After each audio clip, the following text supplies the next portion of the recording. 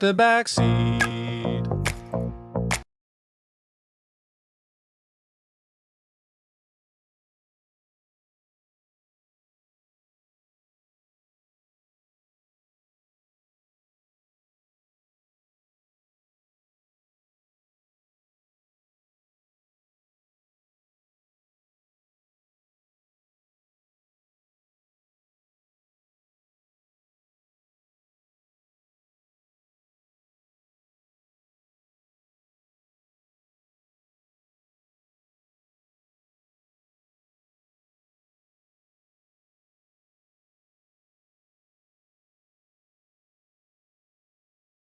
Crossover. Oh, killer crossover. Just crossover. It just crossed him over. Nastily. Another victim to the crossovers. Cross him up and sit him down.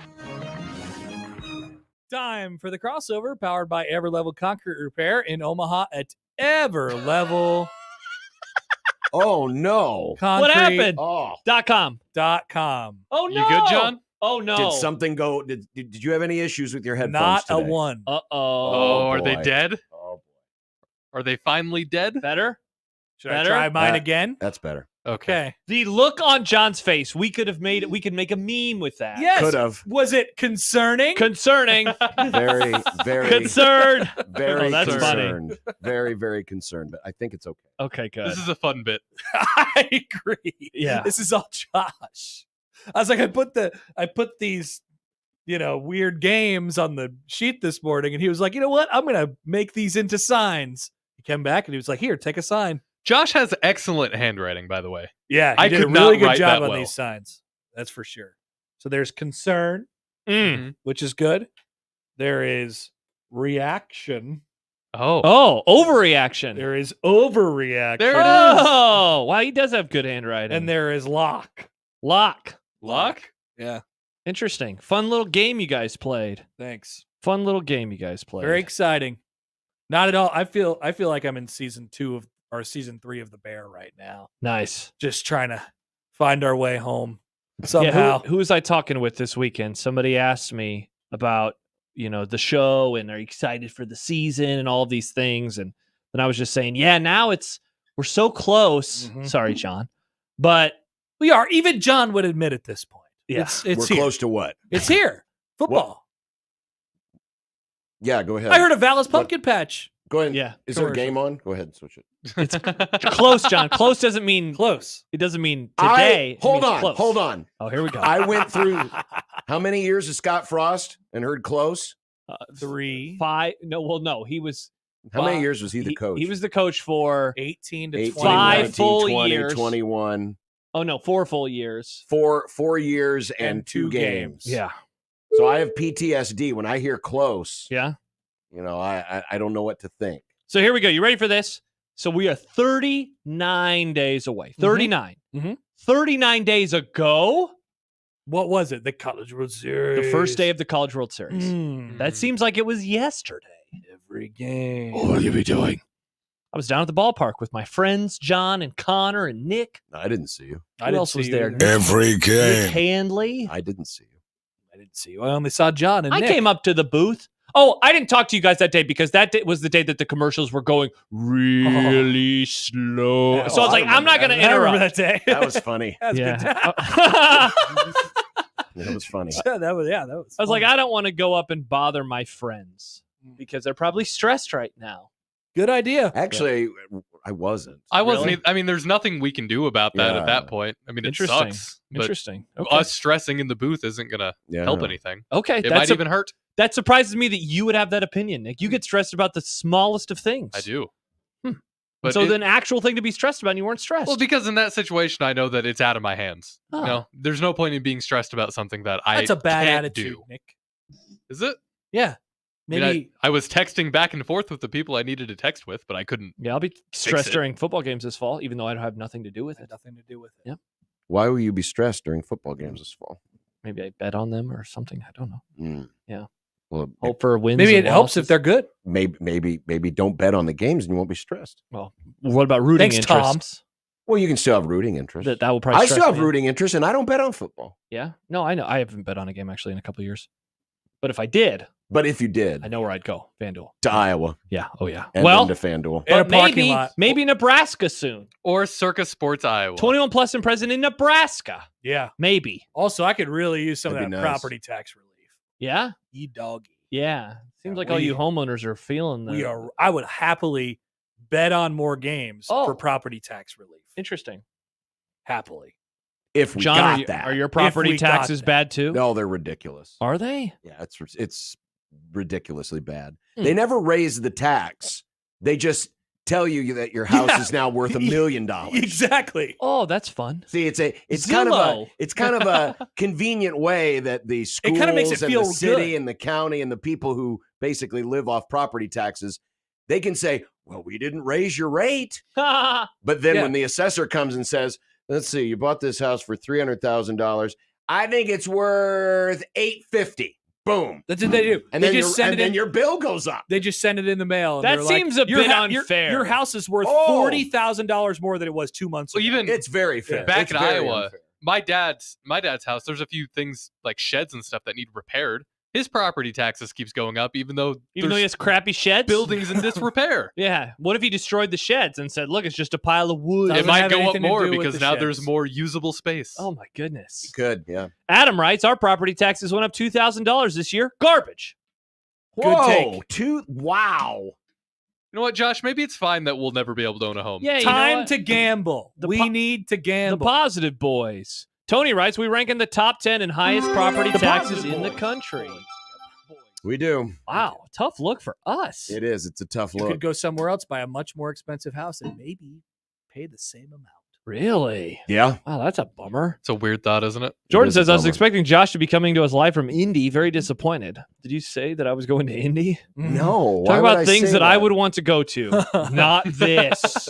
Not this. Hey, let's go to a giant football stadium, sit on a football field, and watch press conferences from many, many yards away. Yeah. Did you? 'Cause that's basically what it is. I mean, I get why they wanted the setup because, it's the full circle thing of, well, we'll be back here in December for our conference championship game. But It looks honestly, dorky. it looks so dorky. I'll tell you what, it's a lot better than the friggin' hotels, though. My God. Out on hotels. Well, that's They why shoot at Airbnbs. if our property taxes keep going up, Just so we can giving build press the conferences in new a dude's living mega room. CHI Health Center convention I hall. saw this, John. Then we Oh, tell can me bring the more. Big Ten media days to the CHI Health Center We're getting convention a center. mega CHI? They're going to make the convention center bigger. Are they going to put another one on top of it? A bigger escalator. A bigger escalator. Are you scared, more, bitch? More glass windows so Which- that people can be safe from storms. Wow. Is this true? Are you guys Yeah. joking? No, this is real. Are you No. jerking Go to some your- chains? Go to your omaha.com. It's Read on your the- local it's the site. paper, Josh. Which Yeah, I read do your local- subscribe. which today. room is this one that they're going to expand? Because there's like 3 of them plus the arena. Did this come out today? The John? whole thing. Yes. The whole thing? Yes. The whole center Wow. of convention. Not the arena. The arena's The arena stays. yeah, the Right. arena is the arena, but Where the is this convention story at? should be there because Sam McEwen was tweeting about it. Okay, I'll just go to Go to his. From Sam's the- Twitter. Is it From because the- sometimes there's weird conventions that are unrelated all happening at the same time and they just needed more Well, space they for more want- unrelated conventions? They wanna be able they to think do they more. can draw bigger conventions, Man, like the Big Ten Media Big Days. Ten Media Days. I love reading. Big the, Ten Media Days live from Hall C. I at love the reading- CHI That's a- Health Center. Yes. the Omaha World Herald, but good God, I hate their website so much. So Here's many what the ads. Omaha Convention Center would look like if it gets a $200 million upgrade. That's Is this what it. we're talking about here? That's it. More Oh, there it is. More glass. It looks like Northwestern's new practice facility, and it gets to look over the Missouri River. CHI needs more glass. More glass. More Behind glass. the That- glass. that way you're Tornado safe. protection. Oh, You're man. safe Wow. from the Oh, storms. wait, doesn't that take away a lot of parking? Is that lot not D? What No, lot I is thought this? they were That's building up. the right? back lot. This looks like the back lot, John. The back lot is Oh. just for workers and stuff usually. Yeah, that's the loading Just docks. for workers, Nick? Workers, loading Well, if docks. they get moved, we probably get moved. Good point. Yeah, I don't know if I like this. I'm already anti this thing. They Lot already D make the takes up a- workers walk quite a way. They They really do, do. You have to actually. park in South Omaha now. Good luck. Oh, here we go. One of the subheadlines: Edition presents glassy new east facade. Glassy east Maybe facade. they'll have the workers start parking at the park with the big tinfoil alien man. There you go. The Because- park with the tinfoil alien. How man. about we just build The a baby parking Bob. garage over the Missouri? Genius. Oh, great idea. Wouldn't It's that like be the cool? Kearney Arch, but Yes, a parking garage. But a parking garage. How cool would that be? Maybe they put a museum inside it, just like the Kearney Arch, the Kearney Archway. What would the museum be of? What would it be of? There could be some river stuff, river-related things. Here's our river museum. History Here's of what river? the river looked like 200 years ago. Here's Remember a that one paddle time it was boat. flooded? Check out these rivers. It could be the River Hall of Fame. Remember Steve the Sturgeon? People forget He about was found in the Missouri River in 1712 by Lewis and/or Clark. this tributary. 1812. Was here for a hot minute. People loved this tributary. Otson asks, poll question, would 1620 the zone be sent to Big Ten Media Days if it was at CHI Health Center, Omaha? We would do shows from down. It'd be like College World Series shows. It would be. Yes. This hour brought to you by blank. Yes. This hour brought to you by blank. Yes. This hour brought to you by blank. And here's your traffic for report. 12 hours. And here's your traffic report. A lot of traffic reports. And your injury report. Injury update. yeah. Injury update. Tony Petiti was seen limping in Uh-oh. Hall D Also, walking. after he stubbed his toe against the He got caught up on the escalator. Yes, he got caught in the escalator. Walking will Chris's have to get worst work in there nightmare. somewhere because walking is still good for the heart, regardless of what situation you're in. Can you imagine the devastation if Tony Petiti got eaten by the escalators at the first ever Big Ten Media Days in Omaha? Would never come back. Well, We'd probably he would- lose the he- College World Series. He would never come back because he'd Yeah, be he'd eaten be by the dead. I escalator. wonder how Chris Prudon would feel about this. Blood runs red at Big Ten Media Days. Maybe they're gearing up for the Big Ten basketball tournament soon. Oh, one that could day. be fun. Sure. In Omaha. Yeah, bring it. Hosted by Creighton University. I'd watch. Yeah, why not? Do it. I'd even go. You would. No. Oh. Unless we did the show from there that day. Maybe they're going to put an indoor football stadium and Creighton's going to bring back their football team. Oh, yeah. How's your Creighton University football game God. going there, Nick? I haven't started it yet. What? Oh, Don't okay. ask. He's been doing weird, nerdy things. Did I miss some stuff yesterday in the crossover? Yep. Okay. Yep. He's It been was a doing crappy weird, boo year. nerdy Yeah, things. it was a crappy It boo wasn't year. a crappy boo year. It was because so of me. bad that Connor and I went hardcore football just to get away from Well, yeah, No, we that had was the option after. to ask Nick what was going on, and then we just took the football angle. Yep. Which is fine. Is something going I on with can- Nick's yeah. personal life? No, he's just Kind talking of. about his fantasy player that he created. Oh, my gosh. He's doing the thing where you're a student? Yeah, Oh, I've got a great GPA. cool. I'm doing. Imagine playing a video game and you have to study. If You go to don't school. actually have to study Well, then how can you have a great GPA if you didn't study? Go because to class. you get energy. You get energy points, and you can either spend them on energy studying, points. practicing. Video games out for the first time in a influencing. decade, and he's like, I'm Nick gonna is playing School Simulator. Oh, my God, this Unreal. sounds terrible. This is what is wrong with your generation. Is it? Yes, Yeah, my younger yeah, brother, yeah. he would do this crap too. He would do Heisman mode or whatever it's called, where you're Road to Glory. Yeah, You know- but on the old version, it was like Road to the Heisman, I think is what Yeah. it was called. Like, just play Dynasty like a normal person. Correct, Josh.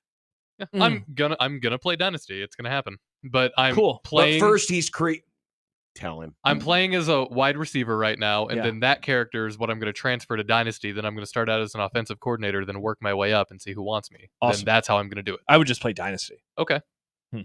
Okay.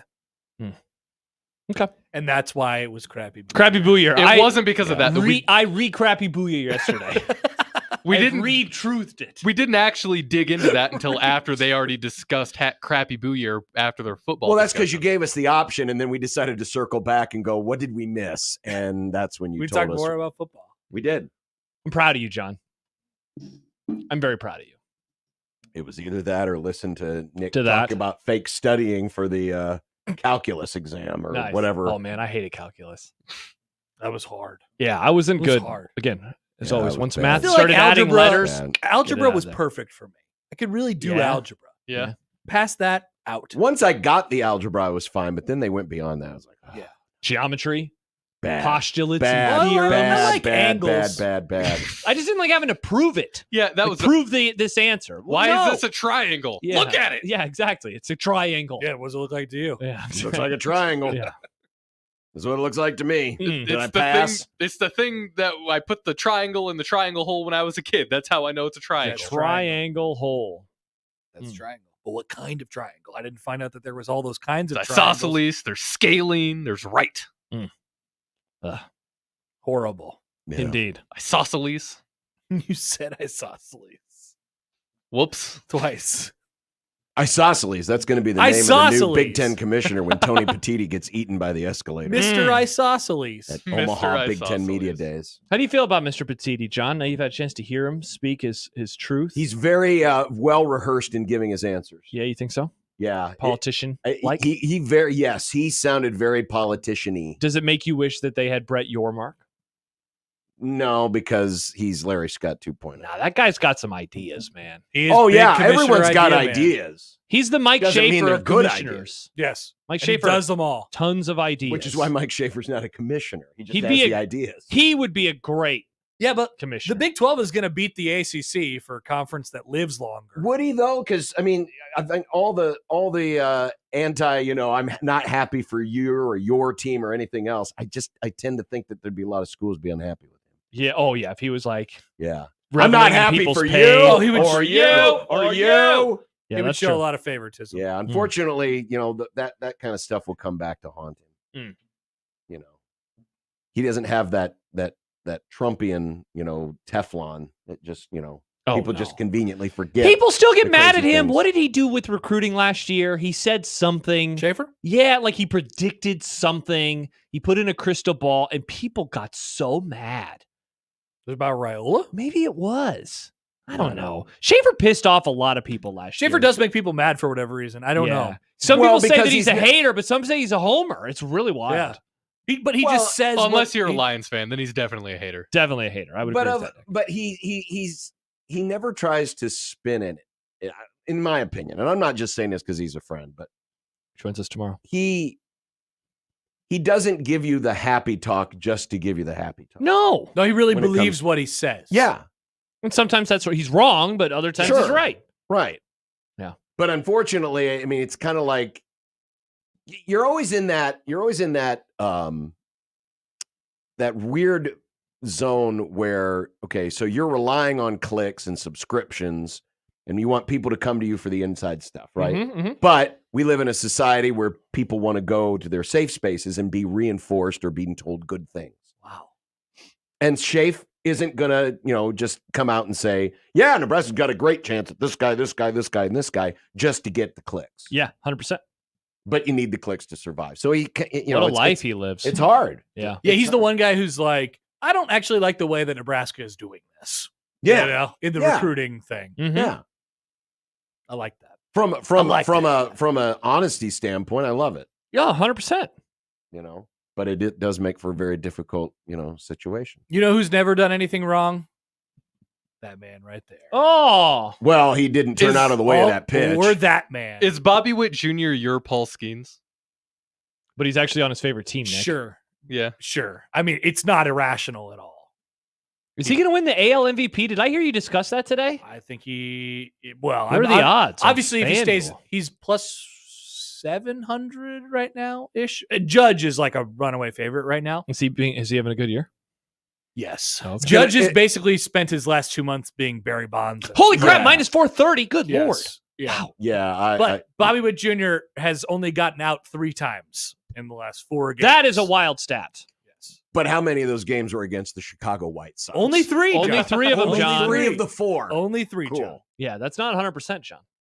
But that's 75%. That's less than the Grumball percentage. By the way, many people are asking me to Oh, there opine, it to is. comment on the Grumball. I No, mentioned it right away yesterday. I he stood up for did, you. and that was it. Thank you, and, Happer. and We you don't don't- have to do this. Yeah, you only get 24 hours, and now it's done. interesting. I mean, it's in and out the other. I put the machine back in the basement. You used to be pro Grumball. I am pro Grumball. Yeah, but then the Grumball led him astray. In what way? I just feel bad. Nick you know? didn't land on Grumball. Grumball landed on him. Grumball Oh, no. landed on Somebody me. hit you in the head with a Grumball? Grumball Mr. pill. K. I They're got only Mr. like- Casey'd by a Grumball. He got This bamboozled. big, Nick, they're not a huge. He got It still hurts hoodwinked. to It's get not a hit with. gobstopper.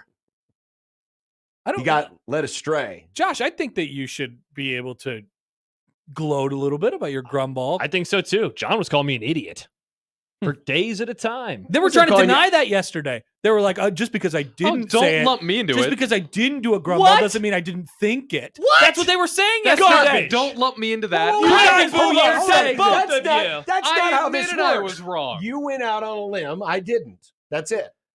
That is not true. Did I say That's did what I I say said. that he was never getting out of the race? Did I ever say that?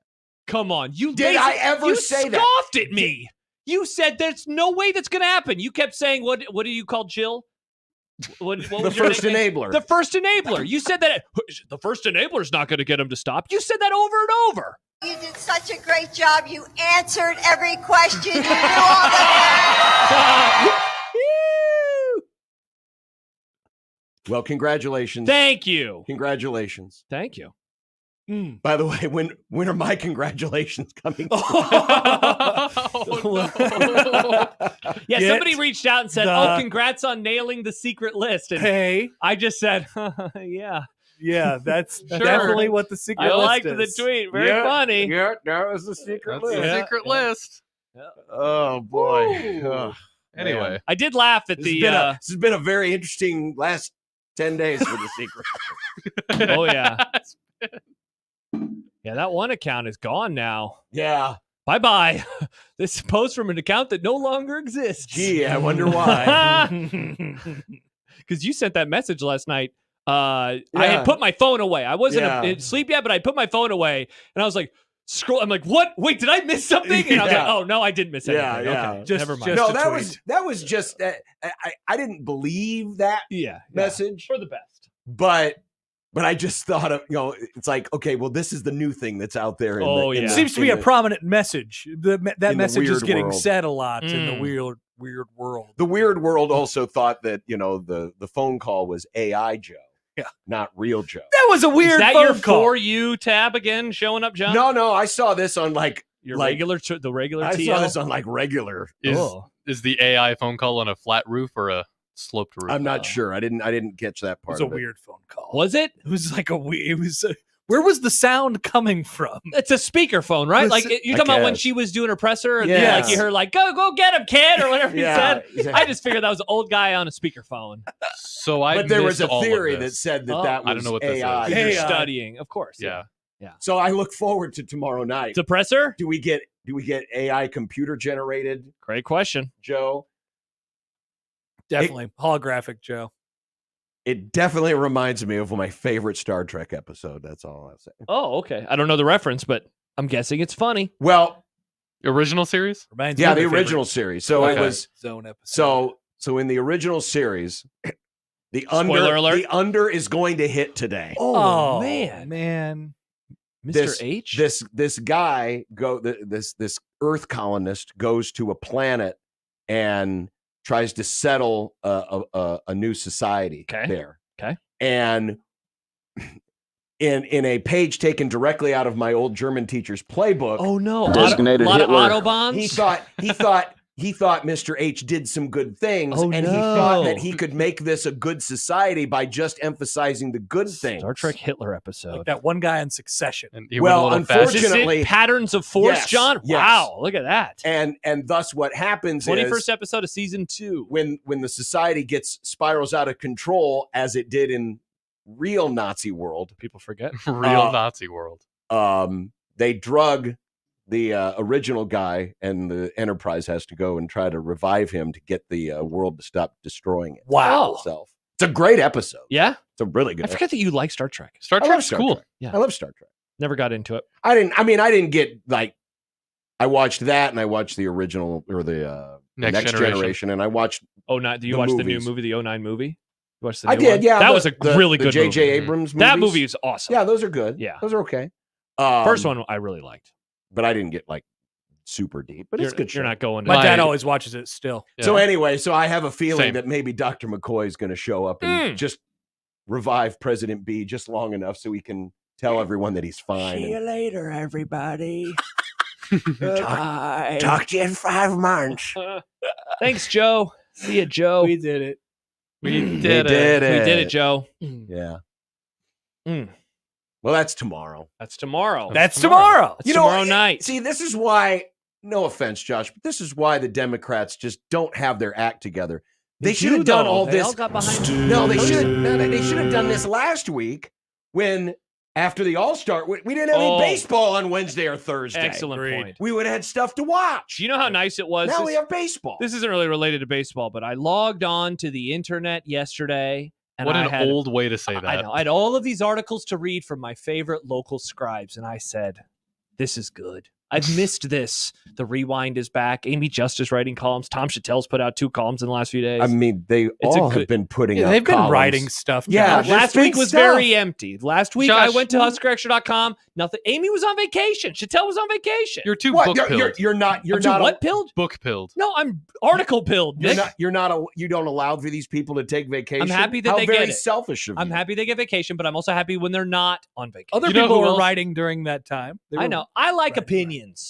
I just don't need. Just make your own. I do. It's called unsportsmanlike conduct. Make on your own 1620 opinions. The Zone. Make Yeah, your own but I opinions can't and prep argue with your my case. own opinion. But Why he wants- not? He What wants am I going to. to do? Listen to my own self and Yeah. go like, oh, here's what I said. Josh wants to hear good opinions, not Damn his it! own. Walked right into that one.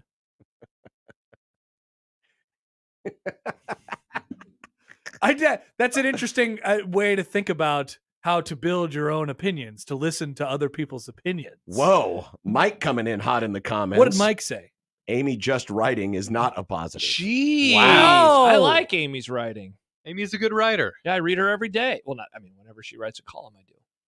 Not for that one time when she was on vacation. She was gone for like 3 or 4 weeks. Long time. Well, just be thankful. I'm jealous She of the took it all newspaper down. people vacation.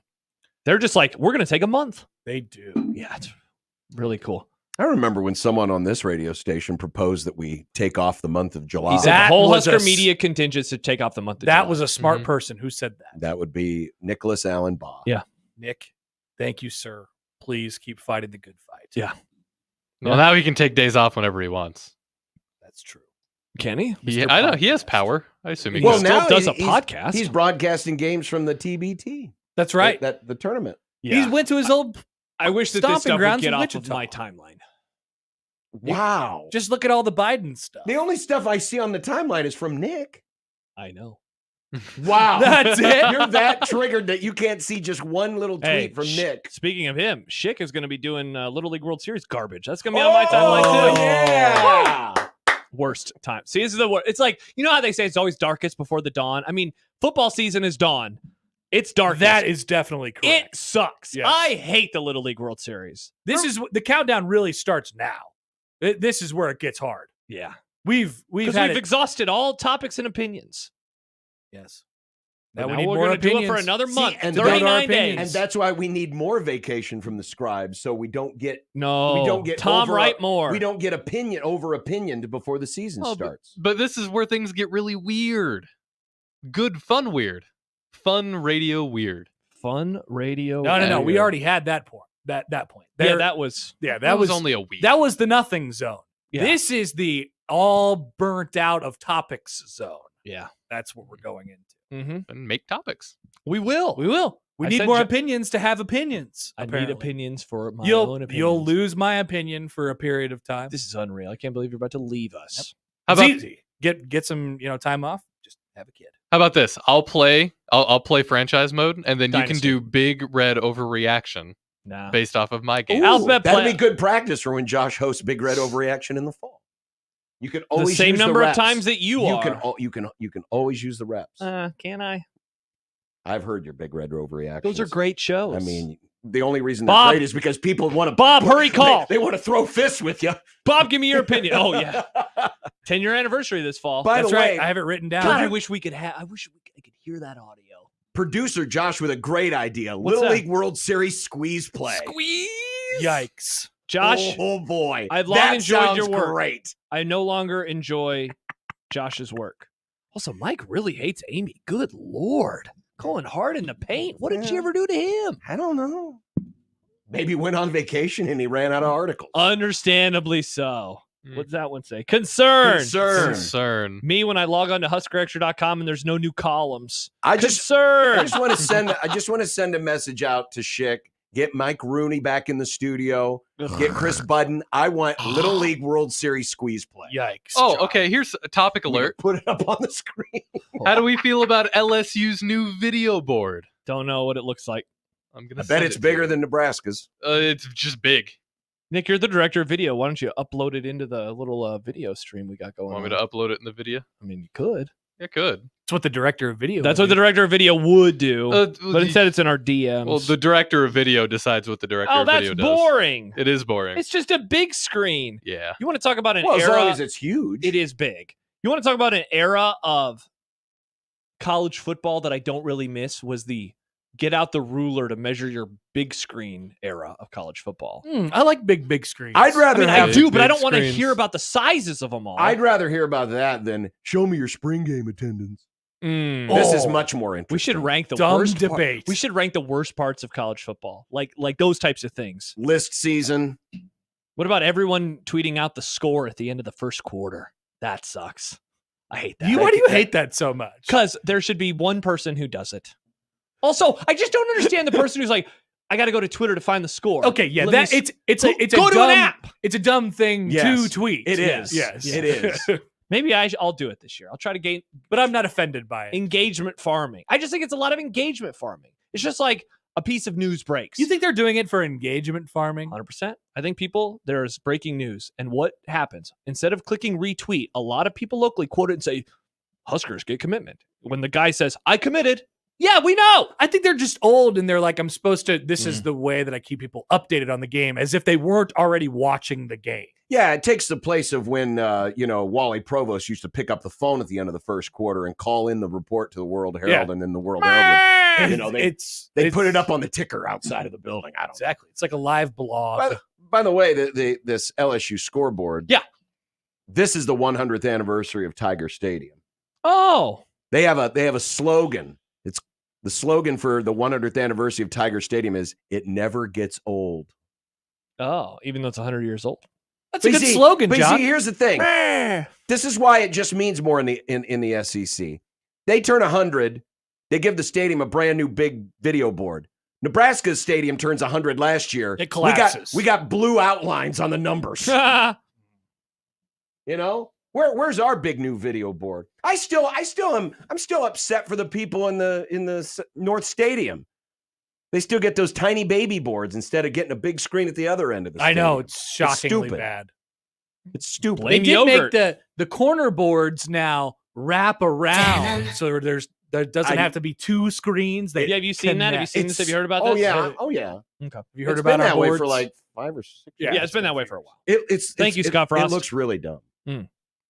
It looks really dumb. The stadium is a disaster. It's like a puzzle piece that is incorrectly put together. I agree. And now they're never going to fix it. Nope. God, such a bummer. We could have had a wind tunnel.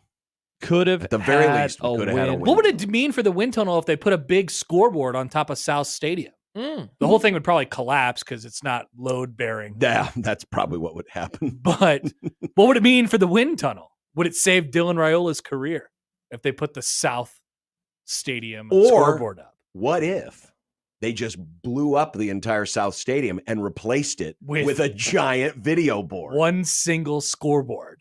Wow. It was like a big wall. Remember- of scoreboard. remember- The thing in Vegas. Yeah, remember the bubble? Yeah. You talking about like COVID? The NBA bubble. Oh, I remember. Yeah. It was just a The wall of fans? Yes. wall of Zoomers. Yeah. Yeah. Hi. Can you imagine if they did that, though? I think it's a great idea. I love it. It would stop the wind tunnel. It's not as good as the parking garage casino That- cabanas. that's and, better. And John, horse that is your track. best idea. But this would be a good second place. And you could sell a couple hundred seats inside of the video board, or there's just a little hole or two in there with one guy sitting there. Yeah. And it's only accessible by a ladder. Hi. He's I'm up in the there ladder. waving. Yeah. I can't get up here.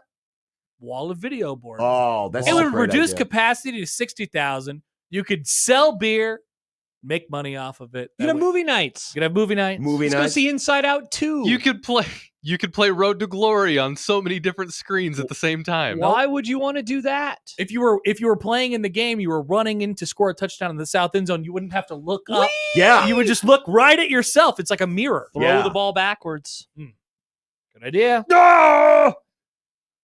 Yeah, there you go. Hit that. I gotta get it. So many pages.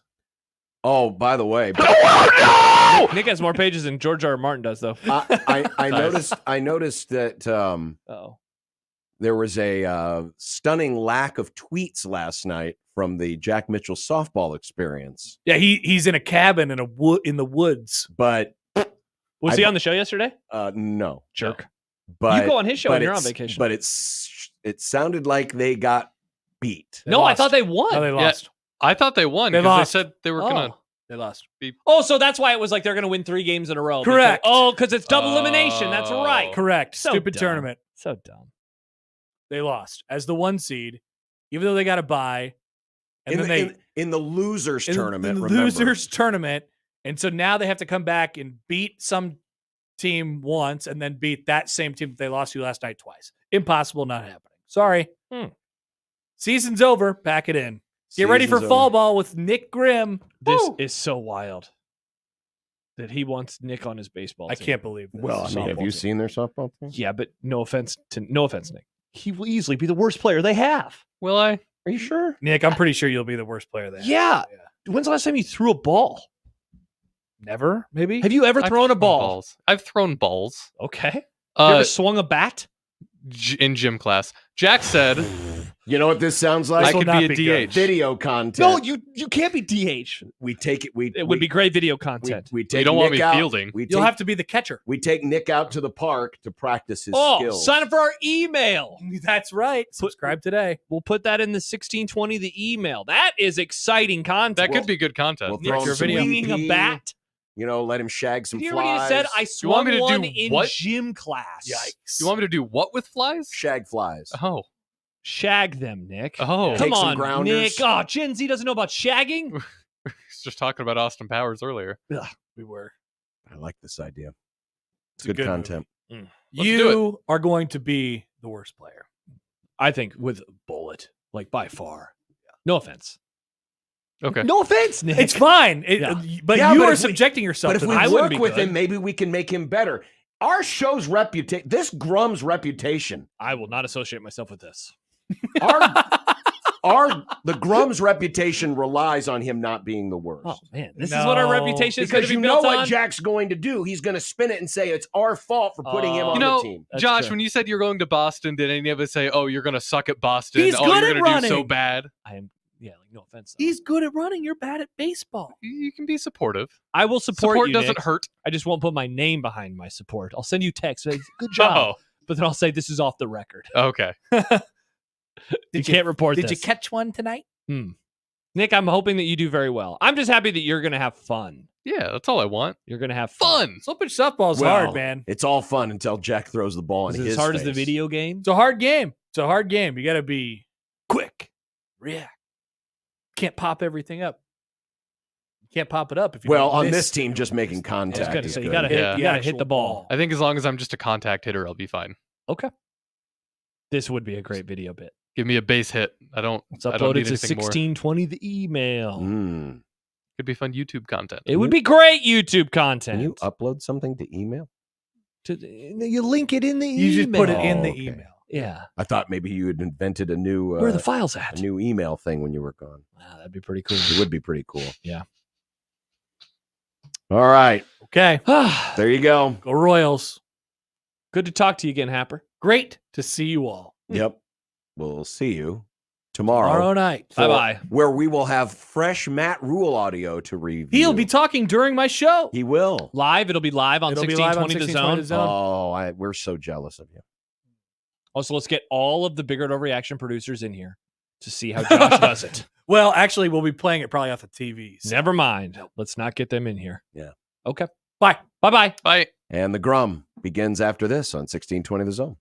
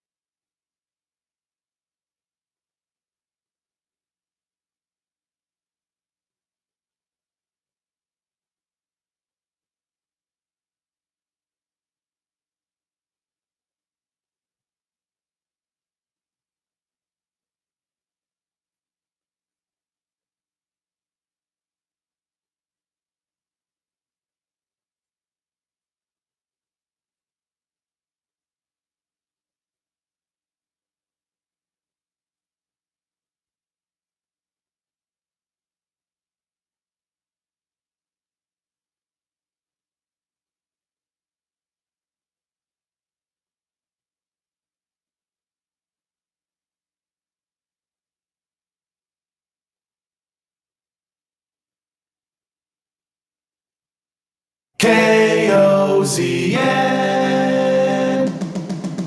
Unsportsmanlike conduct on 1620 the zone. Husker Athletics, Creighton, and yes, UNO. Don't miss a moment, they'll give you your fix. They're on every day from 2 until 6. Spend your afternoons with John, Josh, and Nick.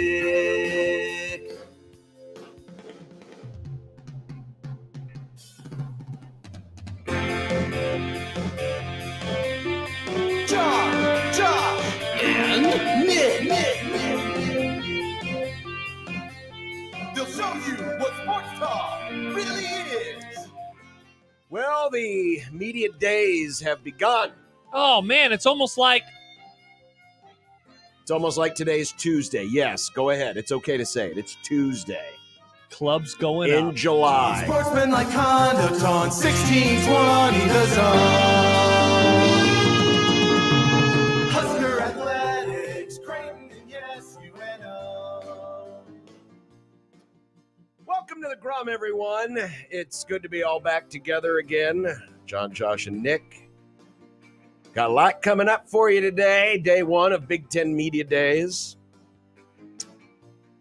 You know, Josh has been very fond of trying to take away my summer and count down to the start of football season. No. I believe now Planet Earth is responding and doing so violently to one Josh Peterson. Welcome to Earth. It's Earth. My bad. I follow the Storm Chaser dude who Chasing the fun in the sun. Who- His name President is C? That's a damn Reed, who's got the Dominator, the what? the basically the small tank that he drives around the country and drives straight into tornadoes. It's called the Dominator. It's called the Dominator. This isn't like a ad for Twisters. No, it's not. Okay. It's not. But he also tweets about, other, natural phenomena. Mm-hmm. He just tweeted out a video taken from Facebook. Apparently there has been an explosion at Yellowstone National Park Oh, in what is called the Biscuit Basin. When I saw Yellowstone was trending, I thought it was the show. oh, Yeah, no, it's the actual Yellowstone. Apparently, this is a place.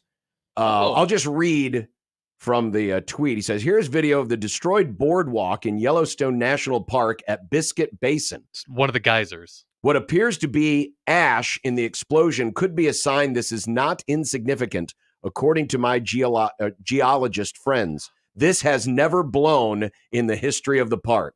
oh my gosh. Are we finally going to get the Yellowstone supervolcano? Wow, Nick. Why are you so excited about this? Seriously. Oh, man, I would love destruction and death. Because I read a book once in high school where it talked about this, That and I know shouldn't mean you how to root prep. for it. I'm not rooting for it. Well, you see smiling. Albert Einstein once said, I do not know with which World War III will be fought, but World War IV will be fought with sticks and stones. Are you ready for sticks and stones war too, Nick? Well, I don't think the volcano is going to do that. No, but you're probably rooting for other bad things that are going to happen. Mm. Interesting. Yeah, so this is I'm watching this video here, and people are walking around. There's a bunch of ash laying around, and ooh, Wow. that's one place I never been really wanting to go see is Yellowstone.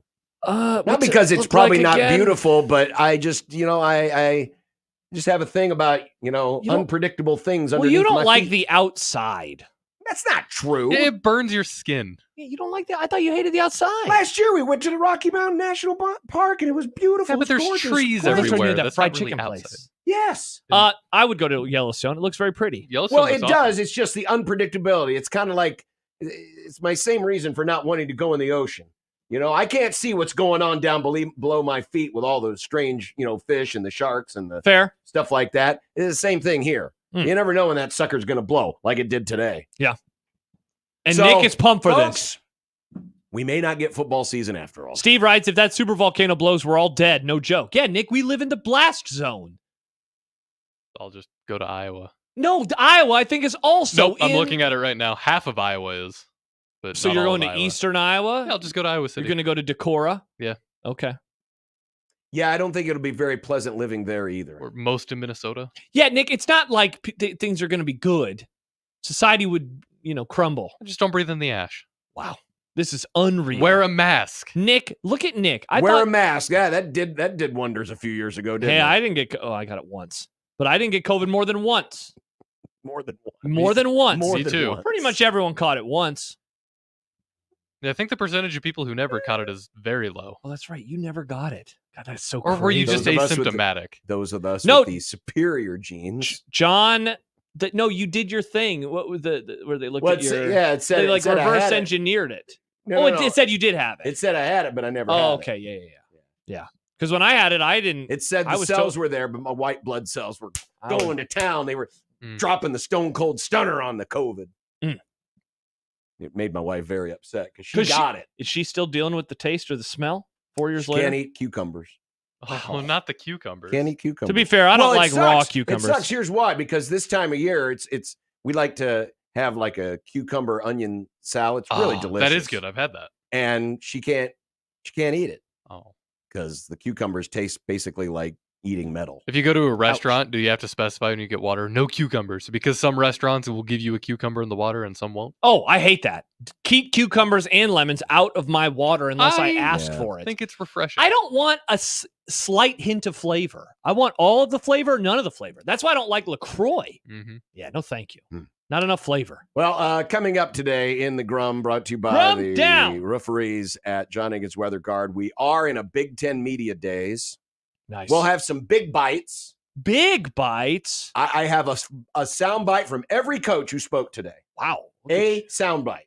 One single sound bite. It's And- just coach saying the. And we have Tony Balls. Petitti. Okay. Little Tony Petitti. Mike Faren's going to join us momentarily. Trade talking. That's next week, right? The deadline's almost here. It's Michael Bruns, already here. Husker247.com. Hell yeah. Who has the best, air quotes, non-conference schedule? You did a little research. I did. I Wow. worked on this for a while. Okay. No more divisions. No more underachieving? Question mark. Question mark. That's a Husker-related topic. The number is in, and it's 105. So get used to roster limits. Sounds like no suspension for Harper Murray. And today's 25 teams and 25 grums. Consensus last place Purdue. They suck. Everyone's saying Perdon't. Yeah. And no Sipple today. He's in the air, according Nick! to his Twitter. I'm in the air, bro. Bro. I'm in the Sip air, said. bro. Unreal. I've never been broed by Sip before. That This was is weird. very sad. It is. I had so many questions for him. 402-951-1620 is the 42 Degrees of Source hotline by your mom's house. You can also hit us up in the J-Tech Construction Zone Twitter page at USC1620. Nice. And the Equitable Bank inbox, John at 1620thezone.com or Josh at 1620thezone.com. And I just realized I hadn't messaged Mr. Faren yet. Oh. Not that he cares. He'd You'd probably be like, sweet, I don't have to go on your stupid show today. I don't have to talk to Josh. Yeah, exactly. Hey, I came up with some baseball questions. Well, good, because it is baseball season after all, and it is the trade season. Barely baseball season is what they're saying. Many are saying. There's still like 60 some odd games left, not including the playoffs. Cody writes, what does Josh mean by he doesn't eat raw cucumber? So what does he eat? Pickles? Yeah. Cody figured it out. I don't like cucumber, like the flavor of cucumbers by itself. I want them to be pickled. I love cucumbers. Yeah, I don't. It's one of the most refreshing. I love putting cucumbers on like a turkey sandwich. It takes over the flavor too much. I've never had that experience. I do. I think it adds to the flavor. I just find it, if you've already got pickles on your sandwich, why would you add cucumber? No, you don't need pickles and cucumber on a sandwich. Exactly. It's either one or the other. Exactly. And I like pickles. I would rather have I got a pickles. pickle. I got a pickle. I would Look rather at have us. the Look at us pickles. handshake meeting. We rarely do about food. Mm. We've come together right now over me. I don't hate cucumbers. I just don't need them on No, my sandwich. I'll put a cucumber on a turkey sandwich, but anything else, I'll throw them into the lava from the super volcano when it's coming to kill us. Well, we'll find out. Thanks if a lot, Nick. if No, Nick we're gets- just gonna. if Nick's dream comes We're just gonna true. get ash. We won't get lava.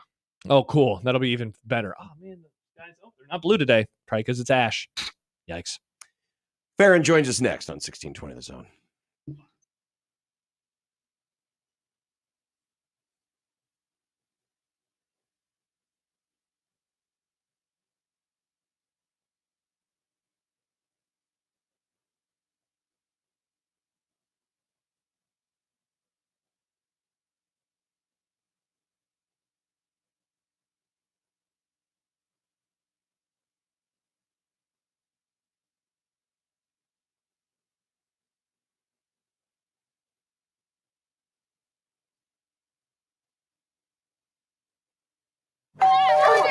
I juggle a lot. And managing constipation with belly pain from my irritable bowel syndrome with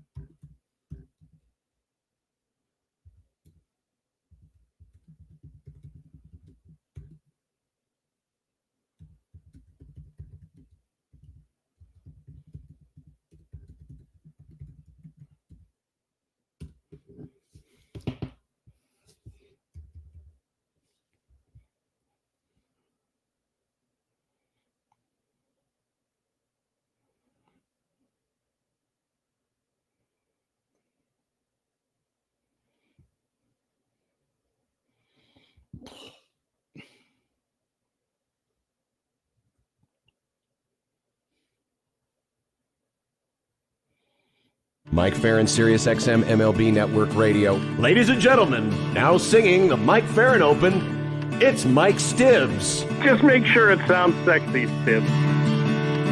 Lord Almighty, how can you stand Arizona? Your fair skin must be burning down into your absent soul. Mike, Mike, Mike, Mike, we can barely hear you. It sounds to me like you called us from inside a hole. But your phone calls lift me higher, like the ERA of Mark Pryor. Your hair looks like it's on fire. You're Mike Faren. You're just a hunk of burning love. You're just a hunk of burning love. You're just a hunk of burning love. One of my goals, and I would share it with my fellow Ginger Mike Faren, is that one day we can tan as well as Steve Phillips. Oh. We got MLB Network on right now. It's distracting. Steve's orange. He's leather is what he is. You're with me, leather. 3 things. One, I noticed in the comments that Mike said hot Mike, and I appreciate that, but I'm married.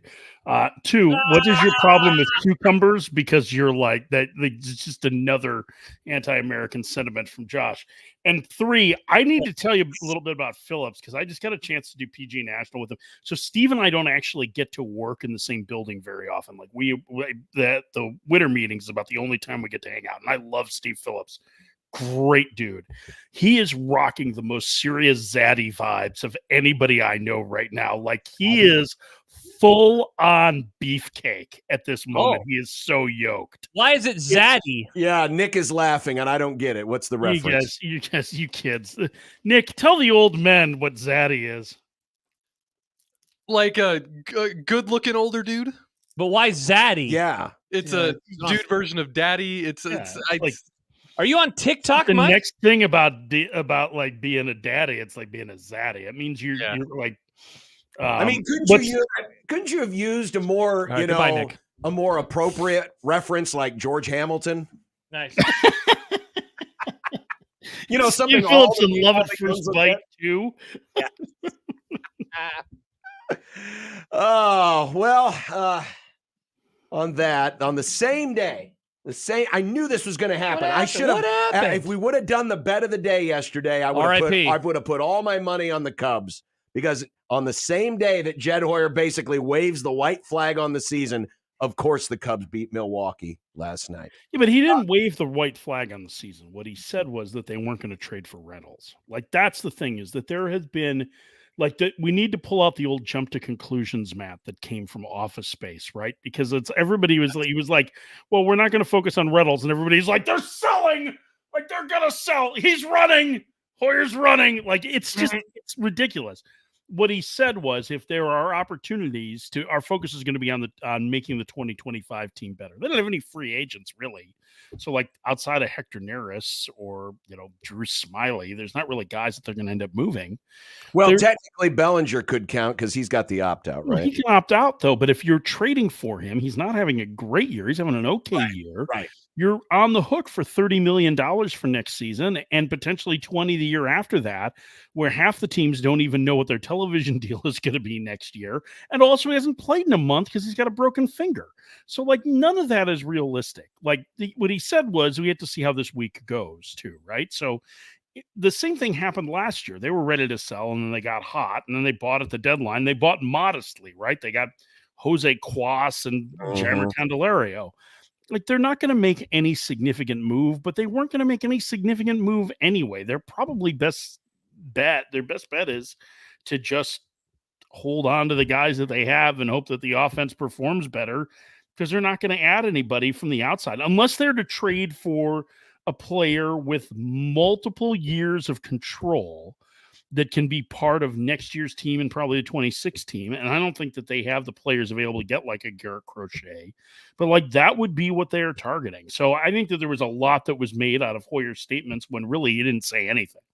Would you be surprised if one of their starters, namely Tyone, maybe is at Yeah, least 'cause he's under dangled out there. contract for 25. Yeah. Yeah, dangled out there. No, I don't see them.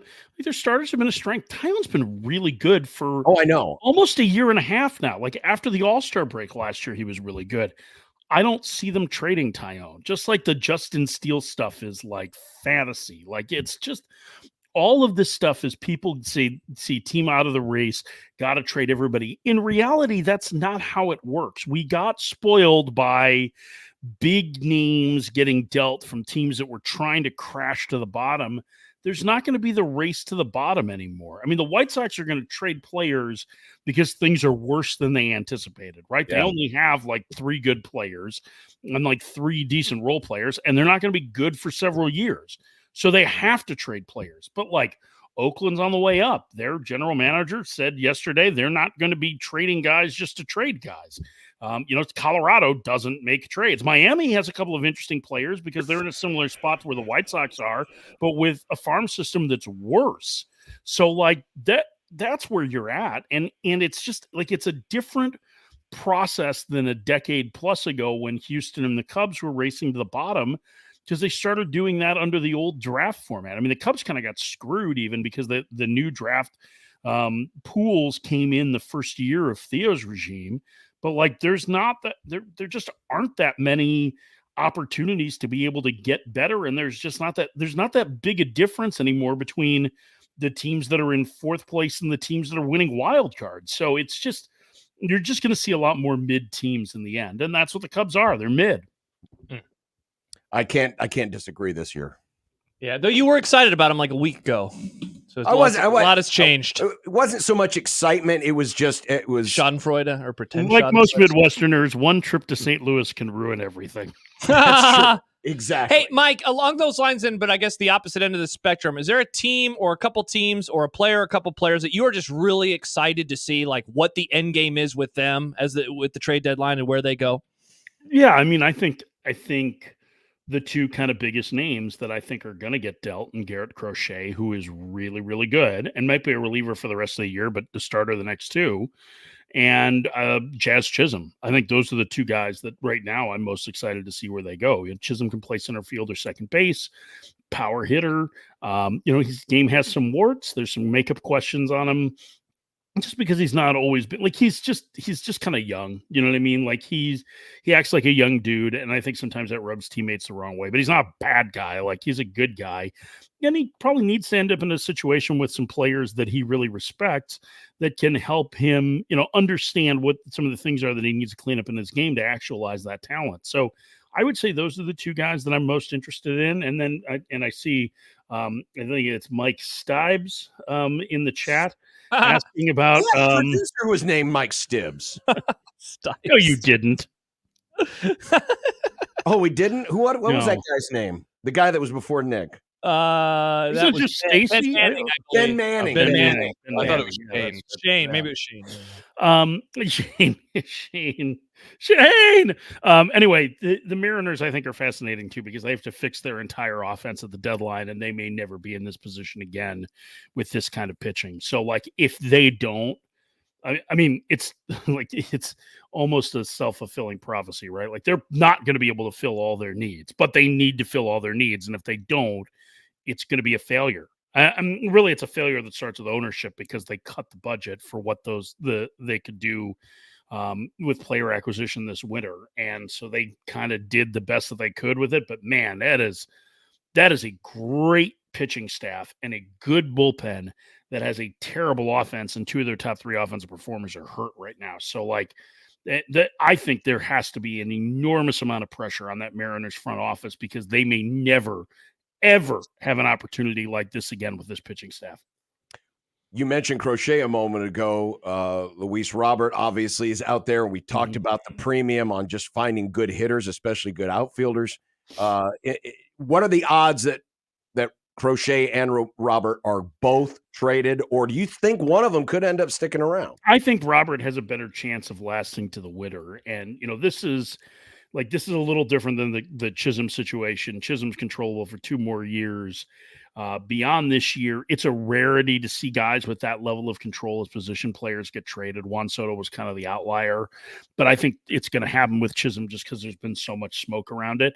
I don't feel like there's been quite as much smoke about Robert. I don't think that, I think it could happen. I just think it's more unlikely to happen. And it probably makes more sense for the White Sox to wait to winter when there probably would be twice as many teams interested in adding Luis Robert as there are now, right? Like you have very specific needs at the trade deadline. You need a second baseman or a center fielder or a shortstop or a starting pitcher or 2 starting pitchers or 3 relievers or whatever it is.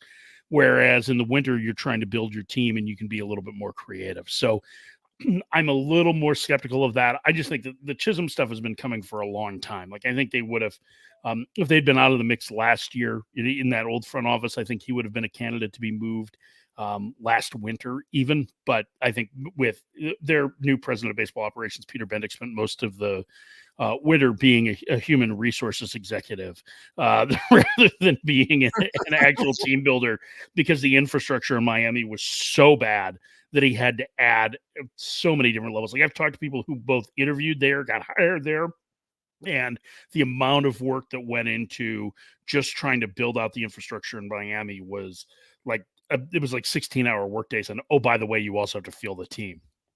Mike, what is most likely to happen with the Phillies? I think they add. I think they will add a starting pitcher because I think Dave Dombrowski understands better than anybody that with the changes to the trade deadline, where there's really one deadline, this is your last chance to add depth. So I think he'll add a starter. I think he'll add a reliever who can pitch in, a later game situation. And I think he'll add a reserve right-handed hitting outfielder. I think that's what they'll do. There's not going to be a sexy move for them. There doesn't need to be a sexy move for them, but I could see them adding starting pitching depth, adding a better reliever, and adding somebody who can hit right-handed and play left field. Like that's basically it, but somebody who can do it on a part-time basis. So I think that's what the Phillies do. It's going to be not quiet. I think they'll be active, but I just don't think it's going to be like a crazy, there's nothing that says that they're going to go big on anybody. Yankees, Dodgers were very popular picks to be and play in the World Series this year. The seasons have gone very differently for the two squads. The Yankees are now chasing the Orioles. The Dodgers have been fighting off injury after injury after injury. We know the Yankees are always shopping. What about the Dodgers? Yeah, I think the Yankees really need offense more than anything. They have. I don't know if you caught the line from Luis Severino this week. He was disappointed that he wasn't going to pitch against the Yankees because they only have 2 hitters right now. He's not wrong. Woo. They have 2 guys that are hitting. They have Judge and Soto, and that's it. When Stanton was swinging the bat well before he got hurt, I think Ben Rice has done a nice job. They have some other guys that are okay, but really, once you get past the 3-hole in the lineup, you're not scared of anybody, right? So Yankees have some work to do offensively. The Dodgers, the back part of their lineup isn't very good either. And they really, we were talking about this a little bit this morning. Miguel Vargas has hit the ball well since coming back from AAA. It's a limited sample. It's 75 plate appearances or so, but he cannot play left field. He is not a good left fielder. He has already been -3 outs above average, which is very difficult to accumulate a total that low in 20 games. So they need somebody who can play an outfield spot. They are giving a lot of plate appearances to guys who are 20 to 50% worse than the league average offensive performer. So as much as they've been linked to Garrett Crochet and the impact guys and how they want to add impact, they could use a couple of role players too. Mike, one of our fun bits on this show is it's too early to tell. So I thought now that it's almost August, that every week for the rest of the season, we could actually ask you to give us a strong opinion that you have on something in baseball because it is no longer too early to tell. I'm surprising you with this question. Do you have anything that you're steadfast in believing on July 23rd? No, it's such an open-ended question that without parameters, it's tough for me to try and narrow it down. In other words, it's too early to tell. Wow, it's still too early. All right. I think probably too disorganized a question to tell more than anything. John laughed at it. It's a good thought. Because you were bragging during the break. I've got baseball questions. And you stole my Yankees question, so I was going to ask. I don't think it's a bad question. I just think that it's anything that I really feel strongly about. Like, I don't think offense is going to rebound like that. I mean, is that what, like, are That's you a looking fun for, take. I think this team's going to win the World Series? Because if anybody No. tells you that right now, like, they're a fool. Like, Yeah. I think that I can safely say that all the teams in the National League that make the postseason will be over 500 this year, which I'm not sure we could have said on May 15th. But like, they're just, I mean, I think the Royals are real. Like, how's that? Like, Okay, yeah, because I wanted to ask you about Bobby.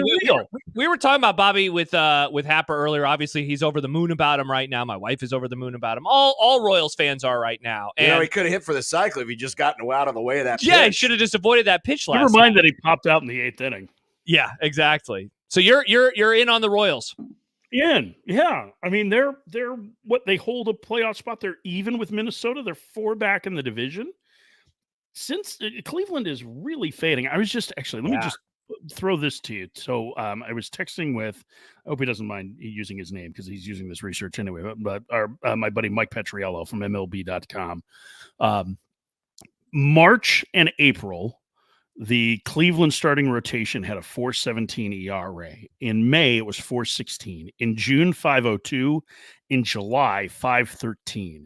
And in their last 8 games, they've scored a total of 15 runs, and 7 of them were in one game. Things are not trending in the right direction for the Guardians, and we had concerns about their offense and about their starting rotation for most of the year. That race is going to be tight. Like, I don't think Detroit can get back into it, although it's pretty interesting that they're only a game under 500 now. But those 3 teams, I think, could go down to the wire. And I think the Royals are going to be right there in the mix for either the division or one of the wild card spots. And as you guys know how much I love Kansas City, like, I'm really excited about that. I think baseball is better when the Royals are good because it's one of the sleeper great baseball towns. So I'm really excited to see it. Plus, Bobby Witt Jr. is the truth. Like, he's a legitimate MVP candidate. And this was kind of going around today, too. Jake Eisenberg had tweeted this out. The best seasons in Royals history, according to Fangraphs' version of wins above replacement, like, he is going to end up with the highest total, so long as he stays healthy over the last 60 games or 61 games, that of somebody not named George Brett. Like, he's going to pass, like, the first 3 years are Brett and, like, monster seasons. And 4th on the list is a Darryl Porter year from, like, the 70s. Like, he's going to end up with the best non-George Brett season for a Royal in 50 years. And that's pretty exciting and might win the American League MVP award as a result. Last week, I saw that the St. Pete City Council approved the funding for the Rays' new ballpark. So is this now done? Should we go ahead and mark off the board that the Rays are ever going to be a moving candidate? They have one more hurdle. I think it's on Monday next week. The Pinellas County commissioners have to approve a tax, like a tax on tourists. So what I would say is that, like, you can probably pull the foil off the top of the champagne cork, but you might need to wait a couple of days before you pop it. This is the closest it's ever been. And, it's going to be a multi-use facility. There's going to be a lot of restaurants and stuff like that. Already downtown St. Pete has gotten to be pretty nice near the ballpark. So I think that it's safe to say that it's more likely to happen than not, barring something catastrophic happening on Monday. But this public-private partnership is what owners like to call it. And really what it is that the public is still footing the bill for part of their stadiums while they get to reap in all the profits. That it's likely going to happen, and there will be a new ballpark right next to where the Trop is now, as part of the gas plant district. And I think it's like a $7 billion redevelopment of the area. As long as they keep the catwalks in play, that's all I ask. And the ugly turf. And ugly turf and tarp off the upper decks, just, for old time's sake. Oh, yeah. Normally call them the Devil Rays again, too. You can do that, too. All right. Normally in this segment, we update you on the latest with the White Sox. Are they good now? Are they too good now? No, they still suck. Okay. But instead, because we've had some new developments, we have a new segment this week we call the Major League Baseball Tweet of the Week. Oh! And it's from Keith Olbermann.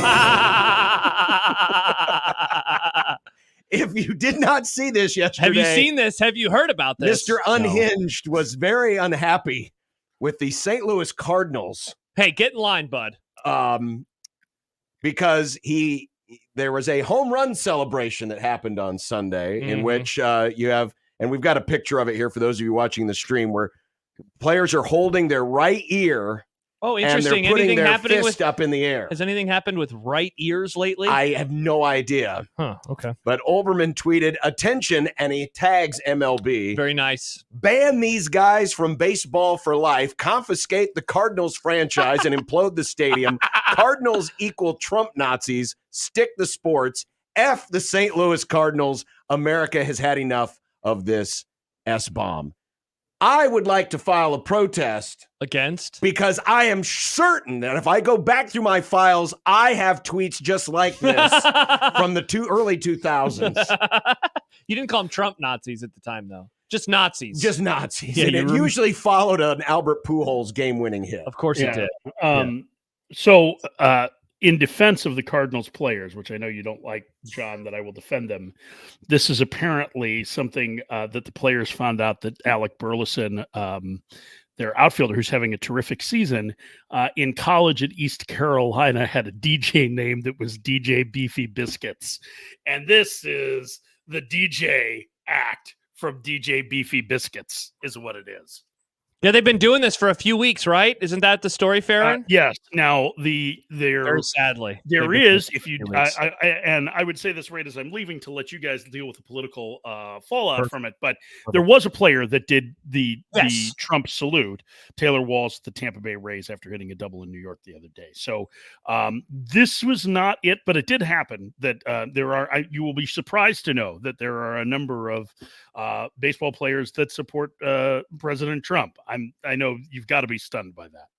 Yeah. All the sports, baseball's the most lib. I don't know if I'm stunned more by that or that Keith Olbermann jumped to another dumb conclusion. Man, I mean, I'm not sure which one I'm more Cardinals fan too. Like the whole, didn't he grow up in St. Louis? I mean, I have no idea. I didn't see this, John, because I muted him on Twitter 10 years ago. Well, the only reason I saw this is because my Cardinal friends were very triggered by it. You might be shocked to know. Well, yeah. And so I saw it. It's like, oh, this. Hey, let him celebrate how this is like a great opportunity. Here's the problem with the internet, right? Is that you're able to get triggered by people who are irrelevant. Nice. By the way, when's his show on? I thought his show was on tonight. Nice. What time's his show on? I went to his Wikipedia page and I did a search for Cardinals, and there's nothing that shows up. Okay. So, well, he's from New York. He's from NYC. Oh, he's from New York. Somebody, I know he said there was a Cardinals thing with him, but whatever. Oh, his mom was a lifelong Yankees fan, so I'm guessing he was the Yankees fan. Well, there was a story that his mom got hit in the nose with an errant throw by Chuck Knobloch once upon a time. Remember when Chuck Knobloch had the thing? Yeah, when he had the yips, and he threw a ball into the stands behind first base, and he hit Olbermann's mom in the nose. That I do remember. Chuck had the yips bad. He did have the yips bad. Those were horrible. Yeah. Well, all right. I'm glad that you guys are at the intersection of politics and sports, though. Mike, we had a whole topic last week about what fans want sports to be over the next 4 months, and we talked a lot about 2016. Remember how fiery everything was in 2016? And now baseball players are saluting Trump. Who knew? Listen, I do think that there is something to be said for I can see both sides in this. I hate to both sides an argument, but politics has always been part of baseball, or always been part of sports, and you can't avoid it. It's like the business stuff. It's always been there. There is no stick to sports, really. At the same time, with as many political ads, and really my issue is with the local political ads, which look like they were crafted in a bad high school video room. And in Arizona, I can tell you, they are beyond unhinged. They are absolutely ridiculous. And they have the production value of two guys with a Super 8 and a piece of cardboard. That I don't want to deal with at all in my sports. I just want to sport. The problem is that those ads are all over sports. Oh, and yeah. actually, that makes it tough for me to watch the NFL, right? There is a chance that I might want to watch the Bears at some point this season to see how badly they screw up Caleb Williams in the first 4 weeks. Unfortunately, it's still election season then.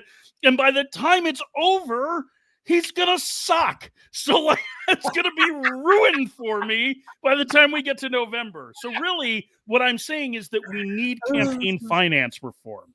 Nice. It's a To good save sports. Yeah, I saw this tweet from Michael Mulvihill. We've talked about him on the show before. This was he's great. Mulvihill. So yeah, he basically helps craft the schedule. Well, anyway, there was a tweet about how much money Kamala Harris raised in donations a couple days ago. And he quoted it and said, "Campaign media buyers, might I gently call your attention to Fox's football schedule the weekend before Election Day?" And he mentions the college football games and the NFL games that they have going on. And it's now he can go pound sand. Yeah, it's a reminder like that the last thing I need is any more of that. Every Sunday and Saturday, for people who are like, I watch the games and I want to go hang out with my family and not talk about politics, you're going to be inundated with that stuff. Every commercial. Well, the good news is that Thanksgiving dinner, I'm sure, won't come up at all. Hey, it'll be past the election. This is why I like to watch the Red Zone channel. No commercials. No commercials. I mean, that commercial comes up on the screen and old Scott's hitting the button. Get that off the screen. Get that off the screen. Switch to the Dolphins game. Stat. Pins up. All right, Mike Faren, ladies and gentlemen. One quick idea. Josh is looking for this, and I know you've got some influence. You've worked for ESPN. Could you send a message off to Bristol and see if we can get Little League World Series squeeze play? No. Josh would like to have this in August. Little League World Series I'll watch squeeze the commercials. I actually know the people that run that. I might send that text out just to see what the reaction is. No one wants it, Mike. Are you you're not into the Little League World Series, Josh? No, it's a horrible event, and we should not put that type of pressure on children. It's bad for the children and their brain development, John. What? They're not getting hit in the head. Yep. Well, sometimes they do. It's baseball, but Yeah, exactly, John. It's not like football. That's true.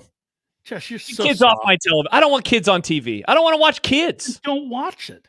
I won't. You know that there's John is going to bring it up on the show. John's going to turn it on in the studio. I mean, it's live It's Colombia sports. versus New Zealand. It is the broadcaster's favorite event because all the games are like 90 minutes They long. are, It's yeah. Like, hey, lickety split. They move very quickly. Yeah. I'm actually I'm on a text chain with Monaco right now. I'm going to tell him that you guys suggested. I want Little doing League World squeeze play. Series squeeze play. Yeah. Imagine all the exciting moments all happening at the same time. Oh, wow, another just like bunt. in Big Squeeze play. Nice. All right, Mike Faren, ladies and gentlemen. Thank you, Mike. Bye, Mike. All Good to right, see guys. you. See you Yes, next Mike week. Faren, Bye. Sirius XM, MLB Network Radio. We will continue. It looks like they have settled on a number, and it looks like John Cook has settled on a punishment for Harper Murray. Let's find out what that is. And Michael Bruns to join us as well. Oh, my gosh. So many On things. 1620 The Zone.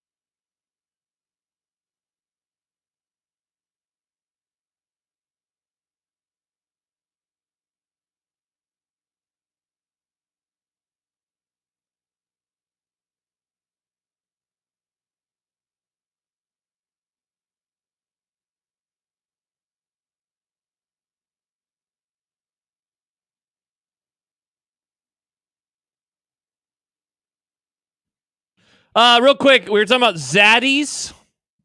Yes, zaddies. John emails in. Zaddy, and I believe this is probably from Urban Dictionary. Zaddy is a slang term for a man who is attractive, fashionable, and has swagger. I've been called zaddy a couple times. This person's describing me. It can also describe someone who is confident, charming, and his inner zaddiness.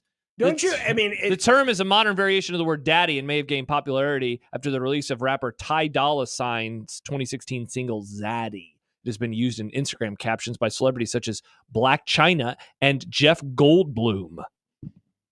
Your thoughts? That John? was a word salad. Don't you also have to be a dad? No. Oh. It's a state of mind. Calling someone a daddy is not it's saying like dad they're jokes. a dad. Nick tells dad jokes, and Nick is not of fatherhood. Famously. Yeah. It's just a state of mind, John, you know? You don't have to be a dad to be a daddy. Well, there's drugs for that. Or a Zad to be a Hokey zaddy. Skir says Josh hates kids. CJ says Josh hates kids having fun. And then Hokey Skir adds Josh hates video games too. Josh is that guy. I don't hate video games. You just hate how people choose to play video games. Yes. John says, why does Josh care if the Little League World Series is harmful to kids? He hates kids. No, I don't. I just don't want to talk to them. Well, you're not talking to them. You're just watching them play baseball. Or do that. Well, someone who got herself into a smidge of trouble a couple of times during this offseason. Couple times. A DUI incident, and then shortly followed thereafter by very soon after a weird shoplifting incident. Very shoplifting. Volleyball player Harper Murray did find out yesterday what her punishment will be from the courts. Yeah. She's been fined $500, sentenced to 9 months of probation, driver's license revoked for 60 days. What was the total cost of things that she shoplifted? It was not that much. Wasn't it like $50 or something? It was like a weirdly cheap amount. This is for the drunk driving stop. She's on pretrial diversion on the shoplifting case, which was obviously separate from the DUI. Mm-hmm. But John Cook apparently has made it known that she will not be suspended for the acts. Cook said in a statement to the Journal-Star, Harper has been proactive in taking steps to take responsibility for her mistakes. This summer, she has demonstrated through her commitment to community service and through her involvement in helping lead our youth camps. She is ready and willing to learn from this. Harper and her teammates are looking forward to our first practice August 5th and to playing in the AVCA First Serve Showcase. I have a theory that this is now just going to be the norm moving forward. We saw this with the running back, and pardon me for forgetting his name right now, from Oklahoma State. Ollie M. Yeah, he is not going to get suspended. She is not going to get suspended. And when we were talking about him, a week or two ago when the Big 12 Media Days were, I brought up the fact that, like, this is what happens with NFL players or with professional players too, barring an accident that results in death, which then you go to prison. Players don't get suspended for this type of stuff in the pros. The franchises say, well, you know, we wish that they didn't do it. Sometimes, like, the commissioner will step in, but it usually is for crimes that result or would result potentially in jail time. I think why that the change? It's a great question. I mean, some would say it's as simple as NIL, right? Some would say it's as simple as NIL. Right, but there's nothing here. I mean, and yes, there are some behavioral clauses written into most NIL contracts, so certainly there is the possibility. Georgia alluded to it last week that their players were getting fined. Actually, Correct. They were getting money withheld because of that. But is it just not hiding behind the charade of, like, suspensions for a half or a quarter or whatever anymore? That they're just look, we only did that because we felt like we kind of had to for you. Or do you think it could be a normalization kind of thing where they're just starting to, because it's like a reputation thing, and if a player gets arrested or something, that looks bad on the program or the school. But then why aren't they punishing him? That's what I'm saying. I don't think they care as much. I think they're trying to make us feel like this isn't a big deal. That's what they're trying to do. Now, that's interesting, Nick, because a lot of people do not feel, I mean, most people don't feel that way about drunk driving. They do not feel that is and shouldn't. Even if it doesn't result in anything. They don't feel like, oh, well, it's okay. At least nobody died. No, people, that's dangerous, man. It's dangerous. It's irresponsible. And I'm triggered by it. Goalpost moving. I think that's all it is. It is definitely goalpost moving, but John asked the question, why? And I think that that's a great question because this has changed very, very quickly. Where it used to be something where you would get in trouble for, whatever we want to call this, a basic crime or a sadly regular crime, and you would get in trouble. Like, dude, MIPs used to result in suspensions. Yeah. Some, again, quarters or halves, but those would result in suspensions. This is that, but worse because she was driving. And then there was the other thing on top of it. Yeah. I thought in the moment, there's no way she's going to be on the team anymore. Not only was I wrong, I was way wrong on what would happen. There is no punishment. PWP fan says because if they suspend her, she transfers to Texas and kicks our ass. Well, I mean, if we're just going to live in that world, then I don't know. I don't know. I think if you're trying to promote your program as being, if you're trying to promote something like you're something to look up to, that it's the people in that organization need to be publicly accountable. Yeah. And while, yes, from a legal standpoint, there's been a fine, there's been, a probation, the courts have ruled. But when you're in the public spotlight, I don't know. This does not reflect well on the organization. It's surprising, is what it doesn't. It does not. And I'm not just saying Nebraska. Last week I went on blast on Georgia. They had 24 different incidences of irresponsible, reckless driving, DUI type offenses since the tragic accident of 2 winters ago. Yeah. Right. That's it. That's irresponsible, and it reflects poorly on the organization. And that's one thing that you have to look out for when you're a coach or you're someone who manages that group is, hey, how does this reflect back on us? At the very least, it says that you are okay with it to a point, right? It does. If there's not going to be a public reprimand It does. from the program, not from the law, from the program.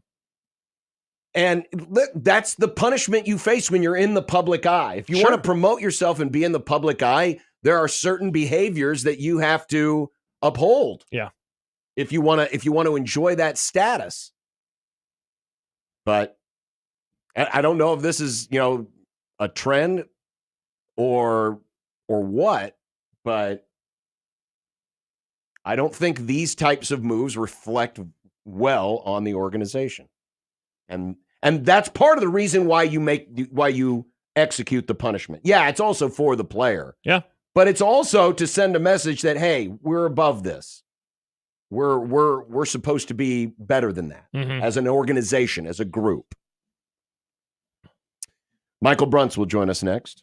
Get his thoughts on what he heard today at Big Ten Media Days and more on 1620 The Zone.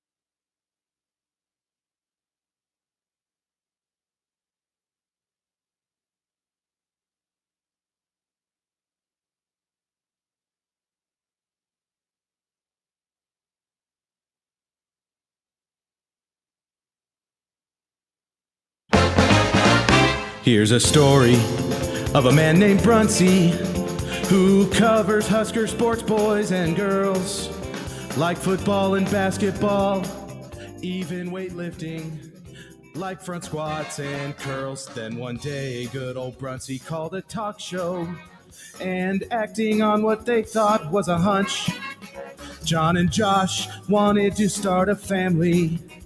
And now we get to talk to Michael Brunts. It's Michael Brunts.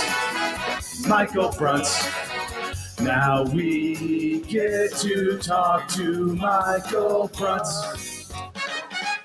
Of Husker247.com. Brunsy, how are things? Not bad. How are you guys doing? Good. Not bad at all. Big Ten Media Days. Aren't we excited? Yes, we are. We're somewhere between Champaign and Terre Haute, so we're almost to Paradise.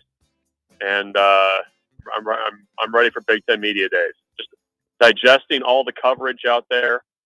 And so, yeah, I'm sure you guys have just been, hot take after hot take on things today. My hot take, Bruns, is, and I think Harper agreed with me, media days being in a big football stadium is stupid. You're in the camp that it should be in the big conference room from The Fugitive. If that's what your thoughts are. Yes, the hotel from The Fugitive. I mean, agree. it was good. I agree. It was good enough for that, and we had a great, If it was good enough for a movie, why can't it be Yeah. good enough for this? Yeah. Yes. If it's good enough for Pavasic, it's good enough for me. I was trying to think of the name of the medicine. Nice pull, Provasic. Bruns. Yeah. Thank you.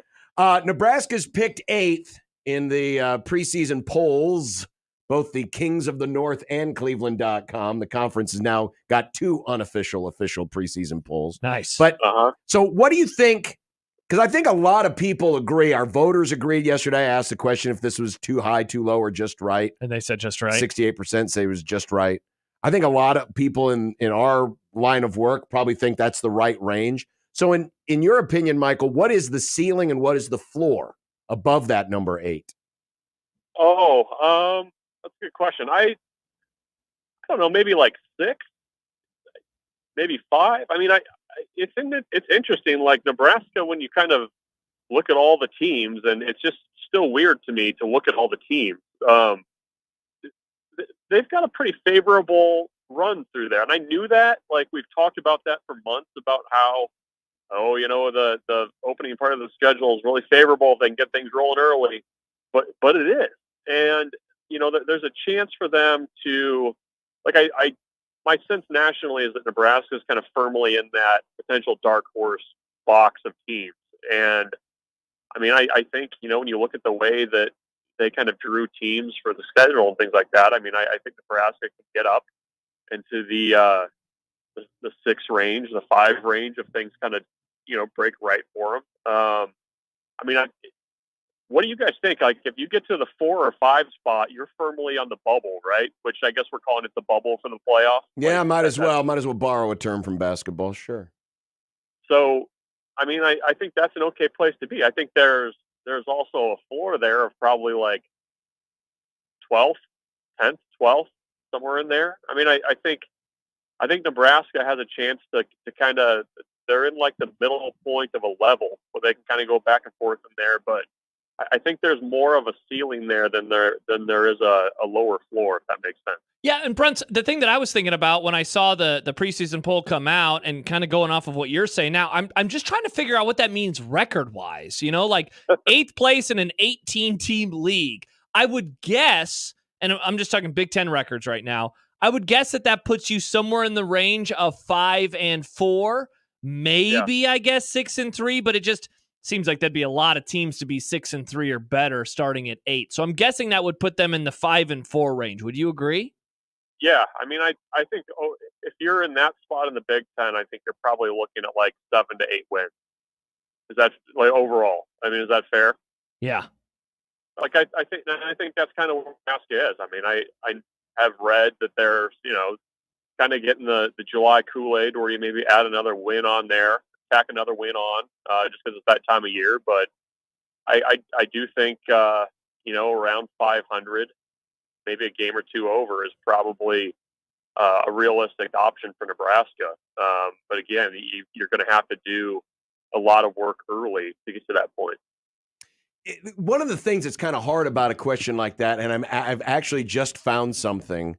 I'm going to try to simulate what a season could look like. Okay. Because because we've never seen this before. No. Where you line up teams 1 through 18. Think about that. Someone's going to finish in 18th place. Exactly. It's the Premier League is essentially what we've set Yeah. up. But unlike the Premier League where everybody plays everybody else the same number of times. That ain't going to happen. This is all a broken schedule. So I just want to see what a simulated season might look like, because I don't know where 9 wins could land you. I don't know where 8 wins could land you. Could it land you in the top 4? Does it? You know what I'm saying? Yeah, for sure. And of course, everyone's got different non-conference schedules. So I'm going to play with this during the show today, and later in the see Grum, what it spits out. I'll see what the simulation spits out. Brunsy, it sounds like, speaking of numbers, the number 105.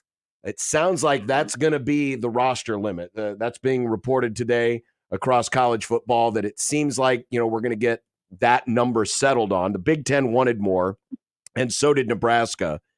Can Nebraska function with a 105-man roster limit? Yeah, I mean, you're losing a little bit of an advantage there, I think. I think that's one thing that Matt Rule has kind of figured out a little bit. And I think they've done a good job of managing the roster numbers and adding quality to the roster rather than just like, hey, you want to walk on? Sure. Come, here's a locker. Here's a helmet. Go do it. Like, I don't think there's a benefit to that. But I mean, I think for a place like Nebraska, where you've got to be a little bit creative with recruiting, you have to go a little bit outside of your region to a degree. There's potential difference makers that you can add to your roster that are between 100 to like 110, because it used to be that's where you'd have to start making some tough decisions about who's going to come to fall camp with you. I think there's benefits to the way that Nebraska practices by being able to bring more guys through practice and kind of develop them. So I think Nebraska can function with it. I mean, I think they've kind of known that whatever number was going to come down was going to be lower than where they're at currently. It's just, I struggle because you're adding so many more potential games to a season, and then you're taking away the potential to have players to get through those games. And I know you're not going to use all 105, 110 or whatever, but I mean, I just find it odd that, if there's some kid living over in Abel Hall that wants to come and play football, you have to say, no, you can't do it because of this rule. So I don't know. I mean, I think it's a little unfortunate that it's kind of as low as it's going to be, but Nebraska's going to have to figure out if they're going to fully fund everything or how they're going to do that. And that's kind of what everybody's dealing with right now. Bruns, I know that there was a lot of feedback, maybe even some pushback from your readers about the most indispensable Huskers list, and in particular that Dylan wasn't number 1, if not even a little bit higher. Nash Hutmaker ended up being the number 1, and he was for you among the voters. Why was he your number 1 in terms of most indispensable Huskers? I just think I always kind of approach it with, if something happens to this person and they're not able to continue to play, and you have to, basically go down the depth chart and say, well, who's kind of next? It feels like to me there's a little bit of a bigger gulf at that nose spot if you don't have Hutmaker than there would be at quarterback. And I understand that. I think it's fair to say Raiola should have been higher. But I mean, I think it's a little bit in my mind kind of the unknown of, like, yes, I mean, it's a 5-star freshman quarterback. It's also a freshman quarterback that hasn't taken a college snap yet. I mean, the backup situation behind him is not ideal, but I mean, we have not seen what, healthy another year development Heinrich Harburg looks like. There's obviously a gap there in terms of arm talent and whatever, but I think that there's the ability to kind of get things done there if you have to go further down the depth chart at quarterback. So that's why I have it there. I mean, I just think Nash is such a key piece of that defense. And I think based on what we saw last year and the way he kind of exploded on the team and made that really big jump, it feels like he's the kind of guy that if you kind of look around the roster right now, is probably their best opportunity for an all Big Ten type player. And I don't know behind him are, as kind of ready made as maybe what they are at quarterback. So that was kind of my thought. I'm more than open to people disagreeing, and that's fine. I don't agree, but July conversation, that's for sure. Oh yeah, no doubt about it. So, what do you think Matt Rule needs to do tomorrow? Does he need to set a certain tone for the season, or is tomorrow just about getting in, doing your obligation, and getting out of Dodge? A little of both, but I think it's kind of the start of, how do you function with some level of expectation that you haven't probably had in the last 7 or 8 years. I mean, I think that's kind of the psychology that they're going to have to do this fall. And I know they've done the chasing 3 and how close they were and all that other stuff. But I mean, I think there's a fair amount of, they're in that dark horse box. And I think there's people that are kind of intrigued by what Nebraska can be this year on a national level. And, for a roster full of guys that have never really had to deal with that kind of conversation, what does that really look like? It's really been 2019 since Nebraska was really even discussed on that big of a level nationally. So I think that's part of it. I mean, he's going to get asked a lot about kind of the big picture issues of the day because he's a good quote, and I think he thinks pretty deeply about those things. But you just kind of get in, get out. You make sure and do an opening statement, and then you talk about your team a little bit. And I think sometimes as much as you're talking to media, I think sometimes you're talking to your team as well. And how Nebraska kind of manages that, and also a potential starting freshman quarterback are also things that he's going to have to talk about. Michael Bruns, Husker 24/7. You'll be able to read all of their great coverage from tomorrow's events and more on Husker247.com. What do you have planned for dinner tonight? Unclear yet. We've still got a couple hours to figure that out. We haven't really narrowed in on a place yet. You got any good advice? You're occasionally a Butler visitor, so maybe there's something there. Gosh, where have we gone in recent years? We did the Capitol Grill one year. We've done the St. Elmo's. Are you a St. Elmo's truther? I love St. Elmo's. Yeah, Elmo's is good. I've never been. Elmo's is very good. Have you gotten the sauce at Costco? Does it hold up? I have not got. I didn't know they sold the sauce at Costco. They do. They do. They occasionally have it, just sitting there in the cold case in the jars. I mean, if it's the same stuff that I remember the year we went, Severe brought back some because they sell it there on site. Yeah, it was the same as what was in the restaurant. So if it's the same stuff bottled by the restaurant, I'm thinking it probably would be all right. Got it. You can put it on everything then. In your coffee, wherever you need it. You need to clear out your sinuses. That's the stuff to do. I'm telling you. Yeah. All right. Well, Brunsy, take care, and we'll talk to you next week. Sounds good, guys. Thanks. Bye, Bruns. Michael Bruns of Husker 247. I am still... Have you done some of these? So real quick, you can't just click a button that simulates everything? I want to... No, I just want to... Are you picking games? I want to pick the games individually. Okay. I want to pick the games kind of based on who I think might win. Again, I'm just going through this very fast. Fast as I possibly can. Not the first time you said that. Yes. John is super fast, everyone says. To try to come up with an answer here. Who do you like, Indiana or Purdue? Purdue. I had Indiana. Rutgers or Michigan State? We're in the last week of the regular season. Give me Rutgers. Illinois, Northwestern. At Northwestern at the Tiny Baby Stadium. Illinois. Maryland at Penn State. Penn State. Fresno at UCLA. Fresno at UCLA? Mm-hmm. What? UCLA? That's weird. Why are they playing in the Washington at Oregon. Oregon. Notre Dame at SC. Notre Dame. Michigan. I'm not asking you this one. Ohio State. Oh. Yeah. You're actually going to do interesting. Harbaugh's gone. All right. I have simulated the season. You didn't ask about Nebraska, Iowa. You already picked that? Yes. Did you pick Nebraska? No. I did pick the Big Red, John. I did pick Nebraska. Wow, Nick. sad. I He did needs pick to wipe Nebraska. your diaper. I did pick Nebraska. You don't have to wipe with All the diaper, right. Josh. You ready? Here it is. Give it to me, John. After my simulation. Yeah. And apparently they need to fix something here because the standings don't quite hold up. It's a little bit out of order. Oh, no. Well, for example, all right. So Oregon's 12-0. Ohio State's 11-1. Oh, suck on that, Buckeyes. So the good news is, under my simulation, there won't be any wonky tiebreakers necessary because we'll get an Oregon-Ohio State rematch in the championship. Okay.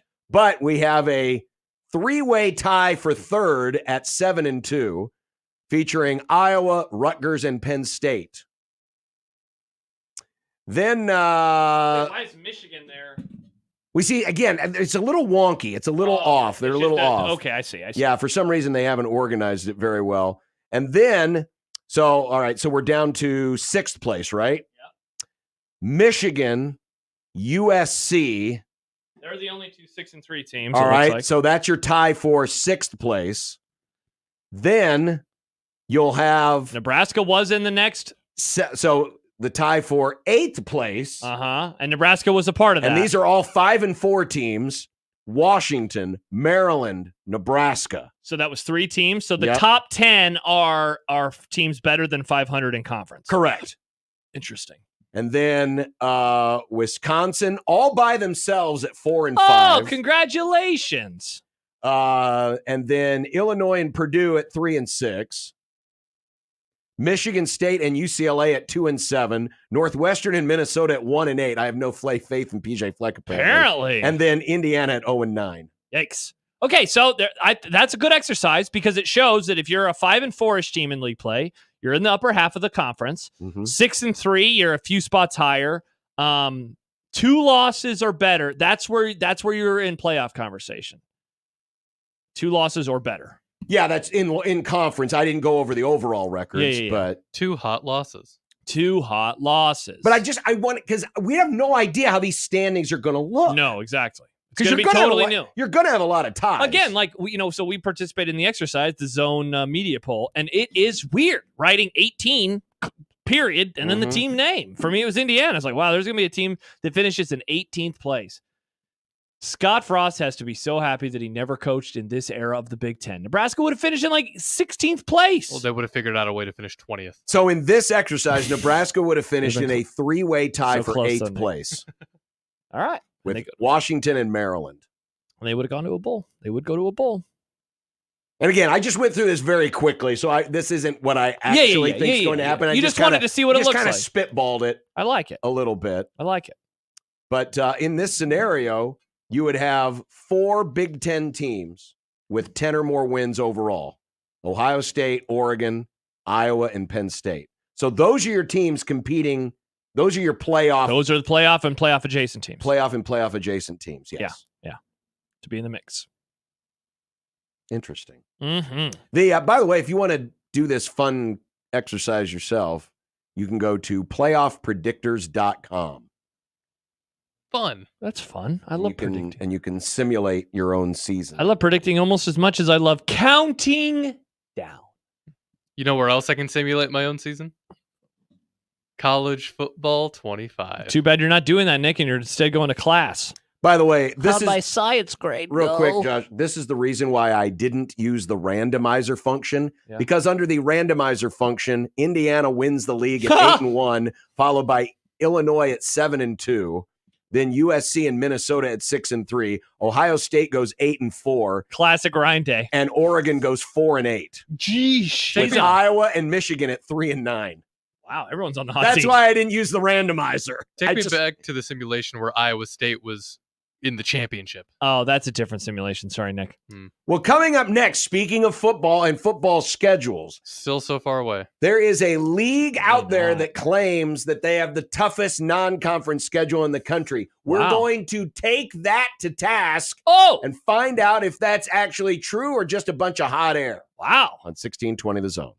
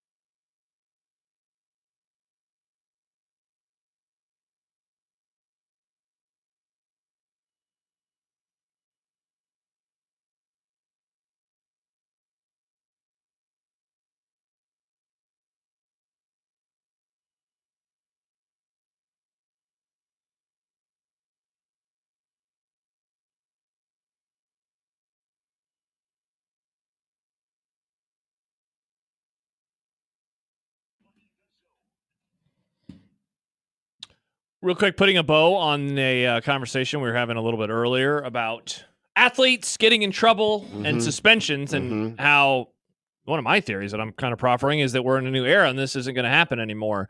You asked why. I said, is it as simple as NIL? Kyle tweets in. He says, college athletics is a job now, and I can tell you I wouldn't get fired or suspended for a DUI from my job. But is your job in the public eye? Good question. That does make a difference. Because it does. I mean, that's why one of the reasons why you don't see players suspended in as much in major league sports is there is a union, and they have, there's a procedure you go through. In college, they don't have that yet. Sure. Yeah. But again, it's not even so much what the punishment is for the individual. It's, you're doing something to protect the image of the organization. Mm-hmm. And when you are in the public eye, those things are going to be seen differently than if you were in private industry, if you were in real estate or wherever, where you're not as much in the public eye, you're probably not going to get fired for a DUI. Yeah. And this isn't firing anyone. This is just asking if someone should be suspended or, if there's some kind of a punishment therein.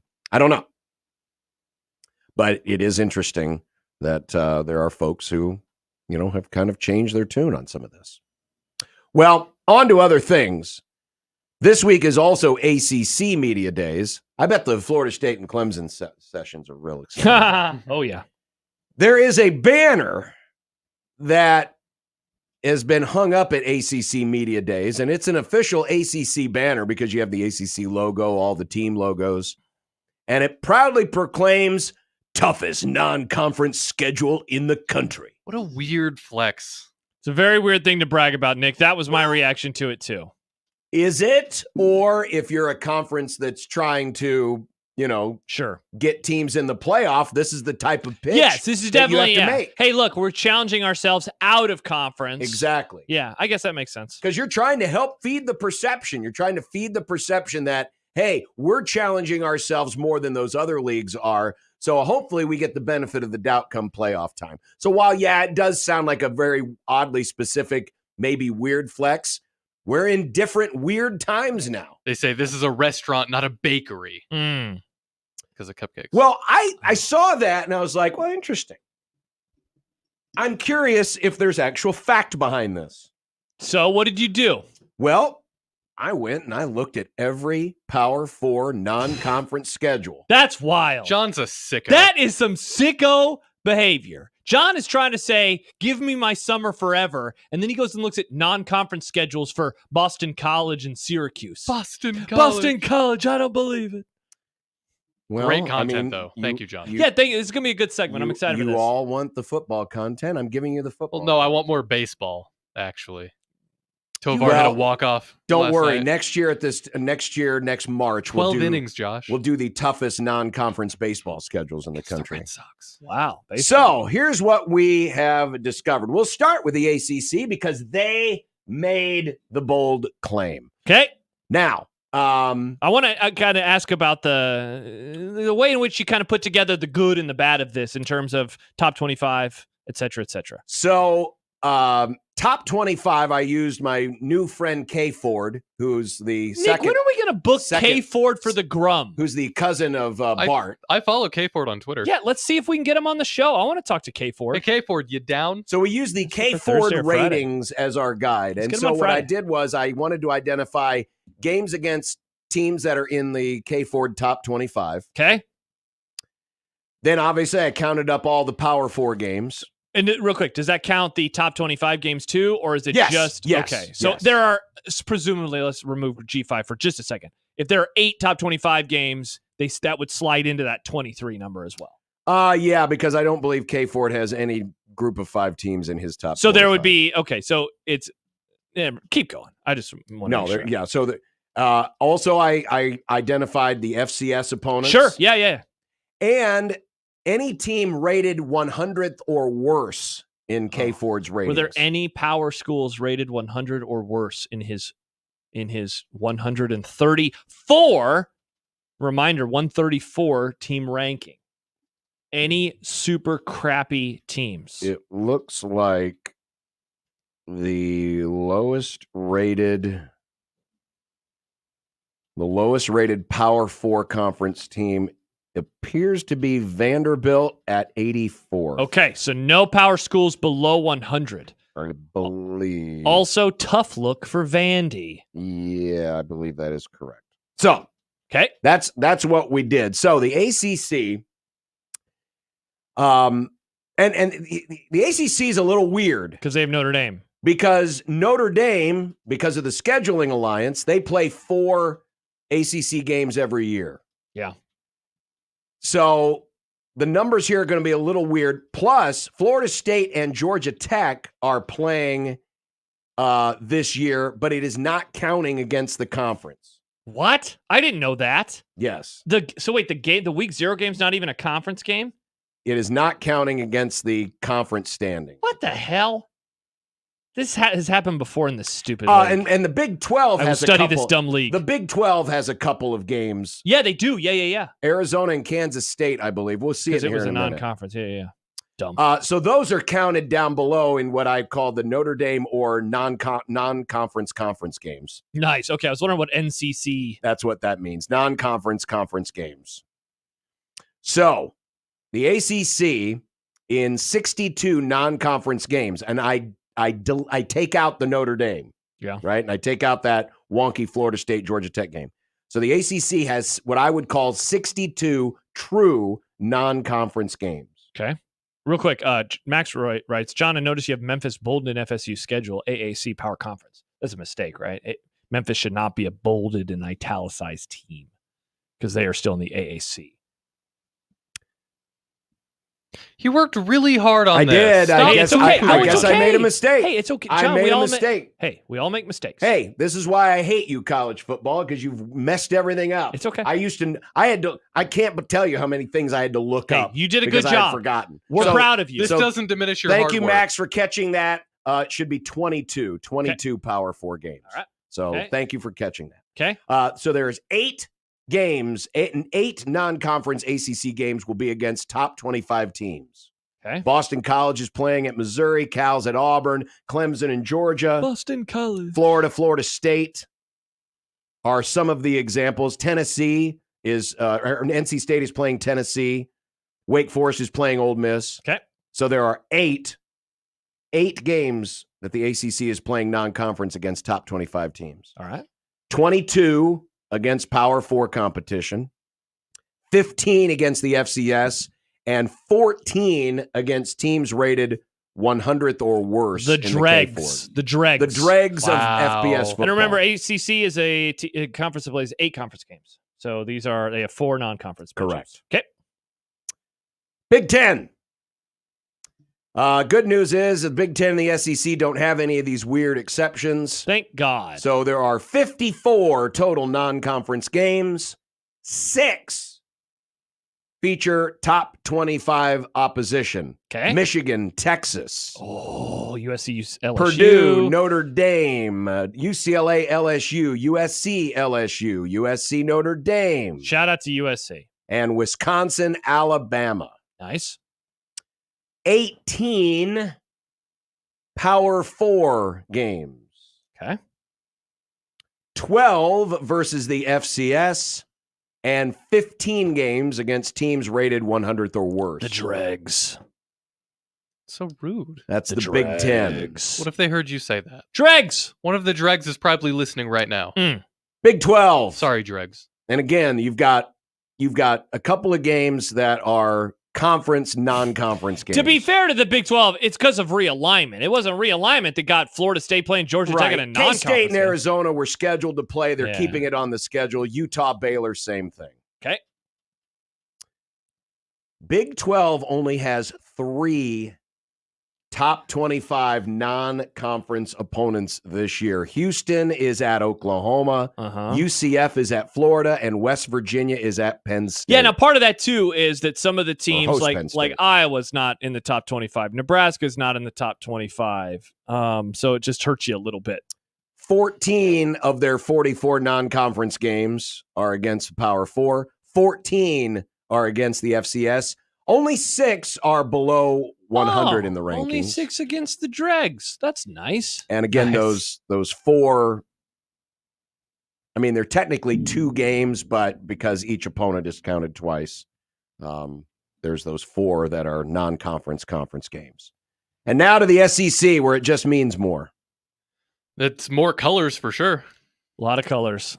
9 I'm colorblind, so some of these just look 9 the of same. their games are against top 25. Arkansas is at Oklahoma State, Florida, Miami, Georgia, Clemson, Kentucky, Louisville, Texas, Michigan, South Carolina, Clemson, Texas A&M, Notre Dame, Florida, Florida State. I'll help you with colors, Josh. Are you confused by any of these?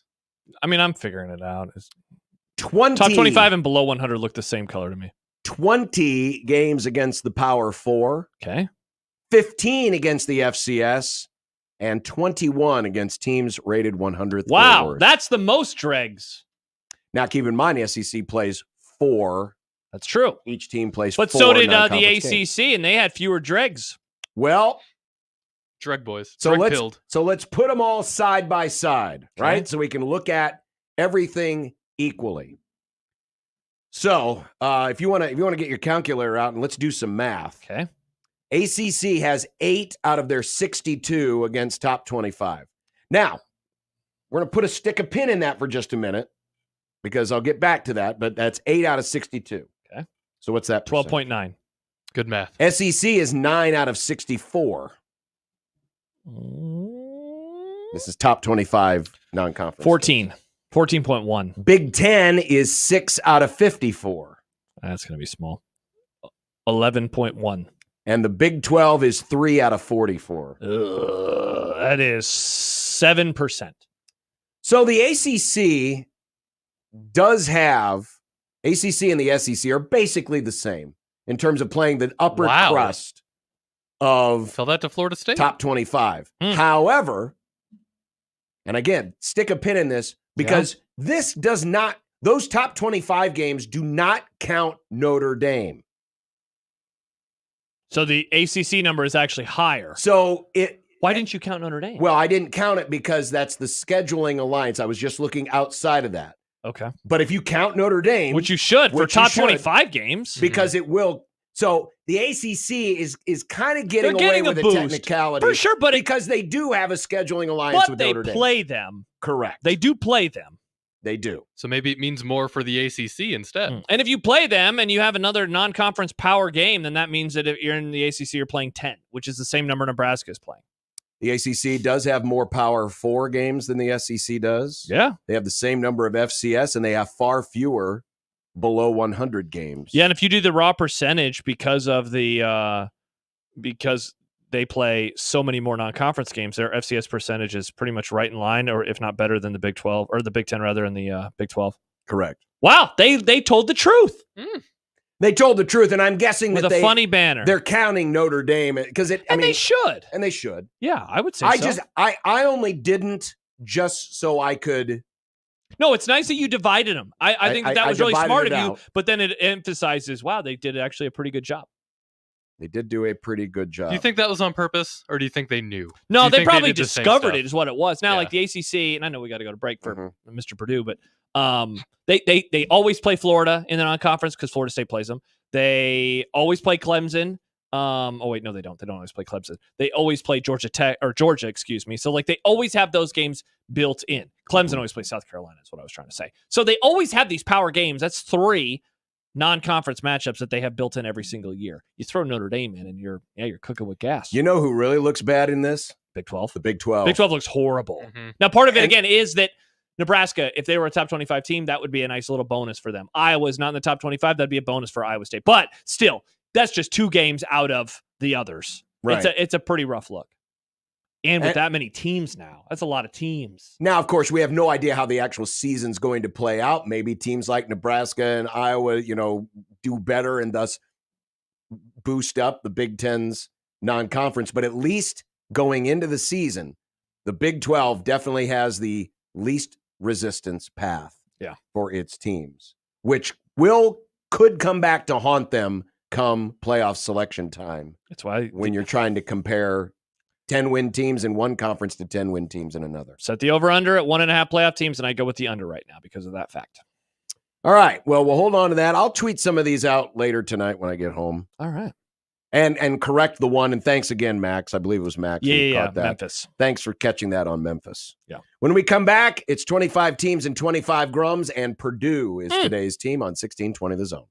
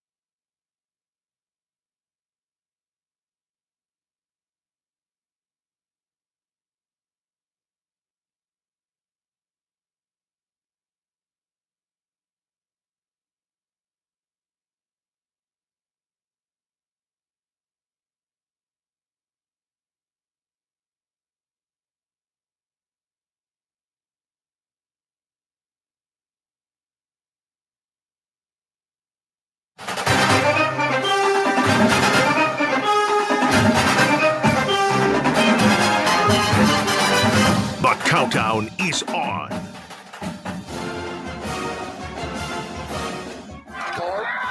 Pump fakes to the left. Now he can straight down the middle of the defense and throws a touchdown.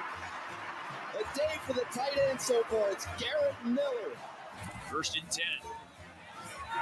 Again, and he makes double miss. He makes more miss. And the freshman scores for Purdue. On 2nd and 8, Luke Altmaier. Look out, he's under pressure. He lost the football. It'll be touchdown, Purdue. Markevius Brown came unblocked and created that fumble. And in the end zone, Malik Langham, the defensive lineman, picks up the defensive touchdown. It's time for 25 teams in 25 grums. And as promised, we're going through the first month of Nebraska opponents in week 1. We'll get to some of the other Big Ten schools, national title contenders, and more as we count down to the start of the season. Today, that opponent of Nebraska is the Purdue Boilermakers. And the voice of the Boilermakers, Tim Newton, joins us on the 42 Degrees The Source hotline. Tim, good afternoon. Good afternoon to you. Not enjoying Indianapolis today, or are you taking the day off? I am sitting on my recliner in my living room. So, no, I Awesome. work my normal job, but I did not go to media day. I just watched the highlights. No need to go down I-65 for that. Tim, that's how we are approaching it as well. So I think that's the best way to do it. Absolutely. With the way that these things are communicated now, I have no desire. I'll be asking questions to Coach Walters and the players all year long, so I don't need to be there to ask them now in August and before August starts. Well, I know, and we'll have the audio a little bit later because Ryan Walters was asked about being picked last in the conference, the first time we've ever had 18 teams all lined up in a row. How much do you think that is going to be sticking in his craw this season? Well, I did an event with Ryan and with the 3 players yesterday, actually in Indianapolis, and I asked them all about it. And I think outwardly they're saying that they pay some attention, but not a lot. But I know deep down that burns. You pick to finish 18th in the Big. First of all, let's consider the absurdity of 18 teams in the Big Ten, Yep. And then being picked to finish 18th in the Big Ten. I think it burns, and I think that has the lack of outward respect, or the lack of I think seeing what potential this team might have is doing a little bit of motivating. So we'll see.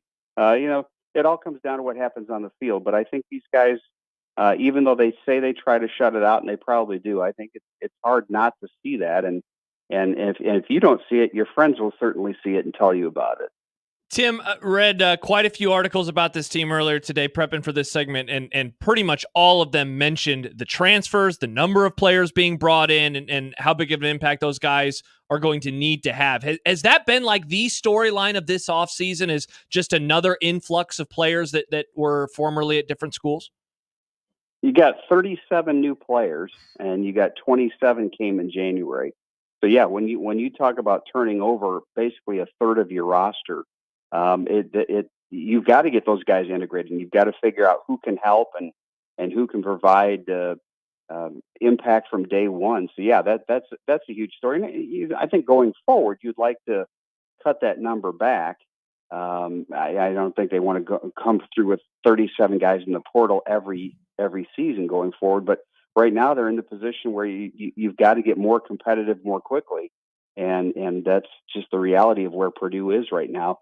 I do think they're happy and excited about the guys that they've got, and some of them are going to have to step up, particularly at the wide receiver spot and in the defensive backfield. So, we'll see. But it's a huge issue, and I think part of the situation or part of the problem is going to be getting those guys acclimated to not only the offensive and defensive schemes, but also just the way you do things as a football program. Talking with Tim Newton, the voice of the Boilermakers. It's Purdue Day in 25 teams in 25 grums. Hudson Card gives Purdue what is kind of a rarity this season in the Big Ten, and that is a returning starting quarterback to the same team. 2,400 yards last year, 15-8 touchdown to interception ratio. What do you think he needs to work on in year 2 at Purdue? Well, the biggest thing is staying healthy. He said he has gained some weight in the off season. I think it's the good kind of weight. It's the muscle instead of the kind of weight that we all tend to gain in the off season. But it's he played last year with a really banged up left shoulder and actually missed a game at Northwestern because of that. So I think the first thing is making sure he can stay on the field. But I think his ability to process things year 2 in the offensive system with Graham Harrell should be much easier than year 1. Learning a new system, the air raid system that Graham brought with him from his days with Mike Leach. I think that adjustment hopefully will be smoother in year 2. And I think the fact that Purdue has a legitimate running game, or at least should have a legitimate running game with Devin Mockabee and Reggie Love this year, will take some of the pressure off of him and not have him have to carry the load all offensively. Tim, speaking of helping carry the load and going back to that first question about transfers, I know that there are quite a few new additions in that wide receiver room out of the portal. Is there one in particular that you either like to be the guy or step up or that you think they think needs to be that guy that maybe has a solid season for him? Well, I'm going to go back to a year ago. A guy that they brought in from, I believe, Florida Atlantic named Jamal Edrin would have been their top receiver last year. And then he blew his knee out in preseason camp. And he's a guy that from the day he got here, the coaches have been really excited about his potential. And I think he could be, in theory, a number 1 kind of guy. So I think he's probably the one. We've got transfers coming in from Georgia and UCLA, and certainly they have the pedigree, but they're unproven, and including Edrin. So, the most talented position on the football team might be at the tight end spot. So I think you're going to see a lot of passes this year to Max Clare and George Burhan and Drew Bibber. I think those 3 guys have a chance to play and really, really add some balance to this offense along with the running game. So many good receivers that potentially are coming in. What does the makeover in the receiver room mean for the Purdue offense? Well, I talked to Hudson Card about it yesterday, and they've spent the entire summer trying to learn each other. I think that's been the biggest thing is trying to get the timing down, understanding that you might run routes a little bit differently at Georgia than you do at Purdue, and the same thing coming from UCLA or wherever these guys are coming from. But I think unlike some other years in the past where you've had your Rondale Moores and David Bells and the guys that you knew were going to be the guy, I think right now the mantle of the guy is still up for grabs. And maybe it's not the guy. Maybe it's instead of having one guy with 90 catches, maybe you're going to have 3 guys with 50 catches or 3 guys with 60 catches. But I think that go-to receiver, to me in the Big Ten, especially when the weather starts to get bad, who's going to make that catch on 3rd and 5?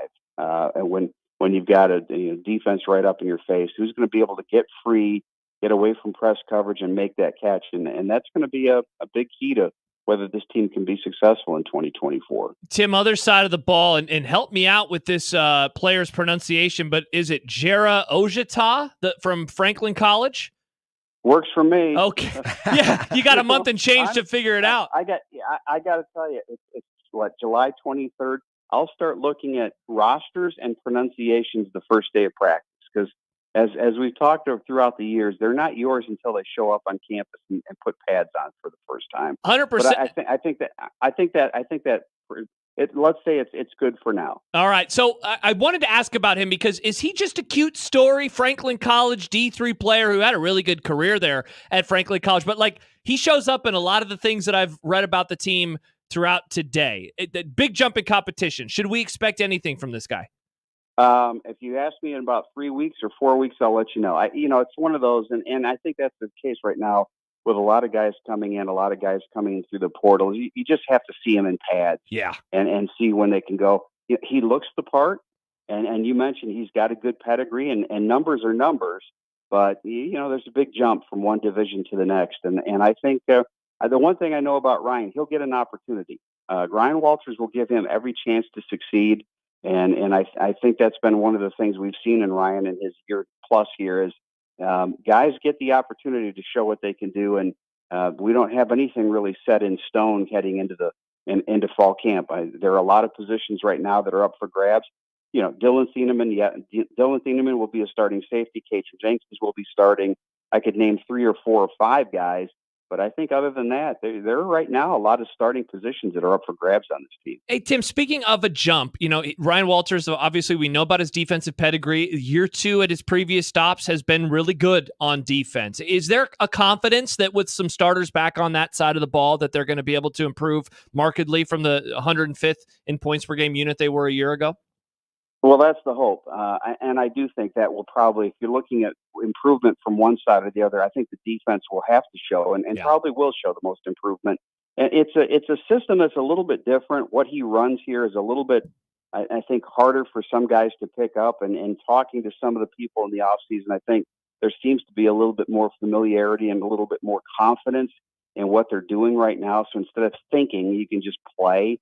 But Nick Scorton's going to be a tough guy to replace. He's a potential top 10 draft pick, and he transferred to Texas A&M. And you're moving Kadron Jenkins, who was second in the Big Ten last year behind Scorton in tackles for loss. You're moving him inside, moving him from the defensive end spot to an inside linebacker. And they think he can be more of a playmaker in there. But I think his success is going to have a big factor in how the defense does, as who's going to replace now Jenkins and Scorton on the outside. And I think that's something they're going to have to answer here in the next few weeks in training camp.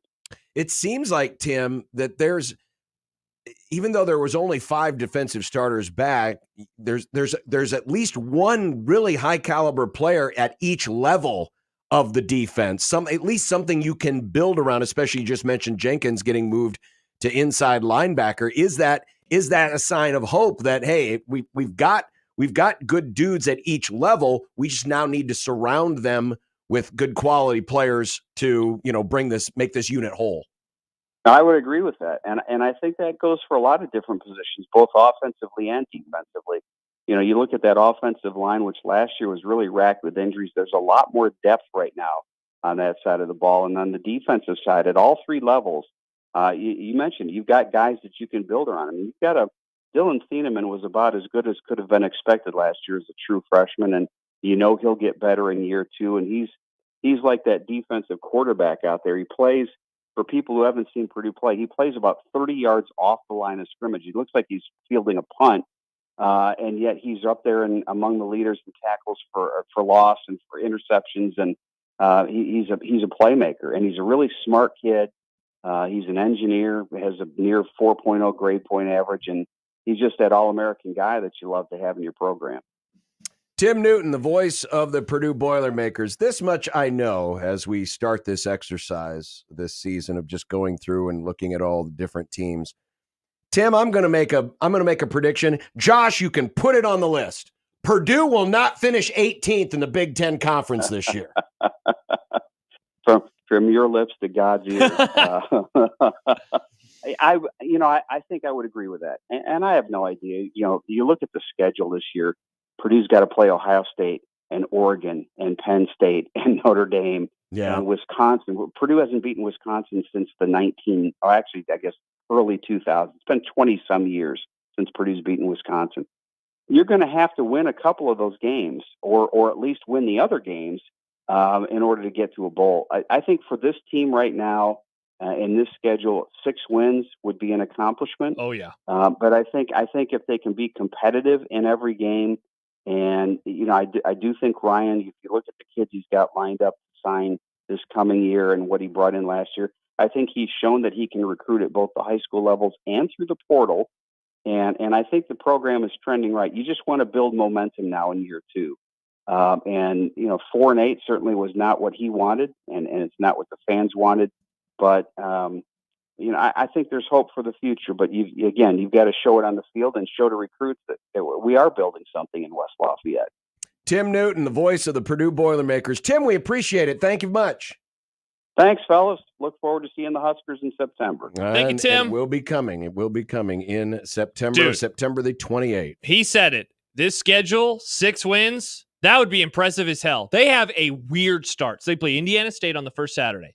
Then they don't play a game the next week. And then they play Notre Dame and Oregon State on the road. So they essentially, and I guess how are we going to refer to Oregon State and Washington State this year? We'll have to figure it out. By the way, for the purposes of the exercise that we just did, they are Power 4. So they play 11 Power 4 schools. And after their first game, they have a bye. Like, that's the worst time. You don't want an off week on September 7th, and then they play 6 games in a row, then they have another idle, then they play 5 games in a row to finish the year. They have Oregon, they have Ohio State, they have Penn State on the schedule, Wisconsin, Nebraska. Their win total is 4.5. It's gonna be tough. It is. It's going to be very tough. They need a big jump in defense year 2. I mean, just the month of September. Well, we'll count week 1 as September. Sure. But you go from Notre Dame, then travel out to Oregon State, then home for Nebraska, and at Wisconsin. Yeah, and even though Illinois, like, they took a step back last year, they're a physical football team on October 12th, and then Oregon. Listen, I would say this. I know people will probably overlook the Purdue game. That could be a sneaky tough game for Nebraska. Wow. A road game, the first road game of the season. Especially if they're feeling pretty good, flying high. Yeah, definitely. I mean, like I said, it's a sleepy atmosphere. It's an 11 a.m. game. They've got good players at every level of the defense, and offensively, if that makeover works, and we remember old Devin Maccabee and his 200-yard game against Nebraska a couple of years ago. People forget. It's the shame of it is they drew an impossibly tough schedule. It's not. It doesn't look to me on paper to be a bad football team. Okay, so I'll disagree there. I definitely think they'll be bad this year. No. I'm saying I don't think on paper they look like a bad football team. I don't know. I think the schedule is tough. more. If you gave Purdue an average schedule, I think they would be in contention for 6 wins. Maybe. 6 wins. That's fair. I do wonder if we're going to look back in a year or two and just say, Walter's really good DC, but maybe not the guy at head coach. Maybe not. Maybe it's not. Only been 1 year. I know. But he's also at Purdue. It's just a tough job. All right, coming up, we don't have Sipple. Today. Nick canceled him. He's in the air, bro. Yeah, I'm sure he is. But we'll have some Big Ten bites. Big Ten bites. Including Tony Petitti. Also, what's for dinner? Oh, nice. Food. Eating. You're so funny. Biting. 1620 The Zone.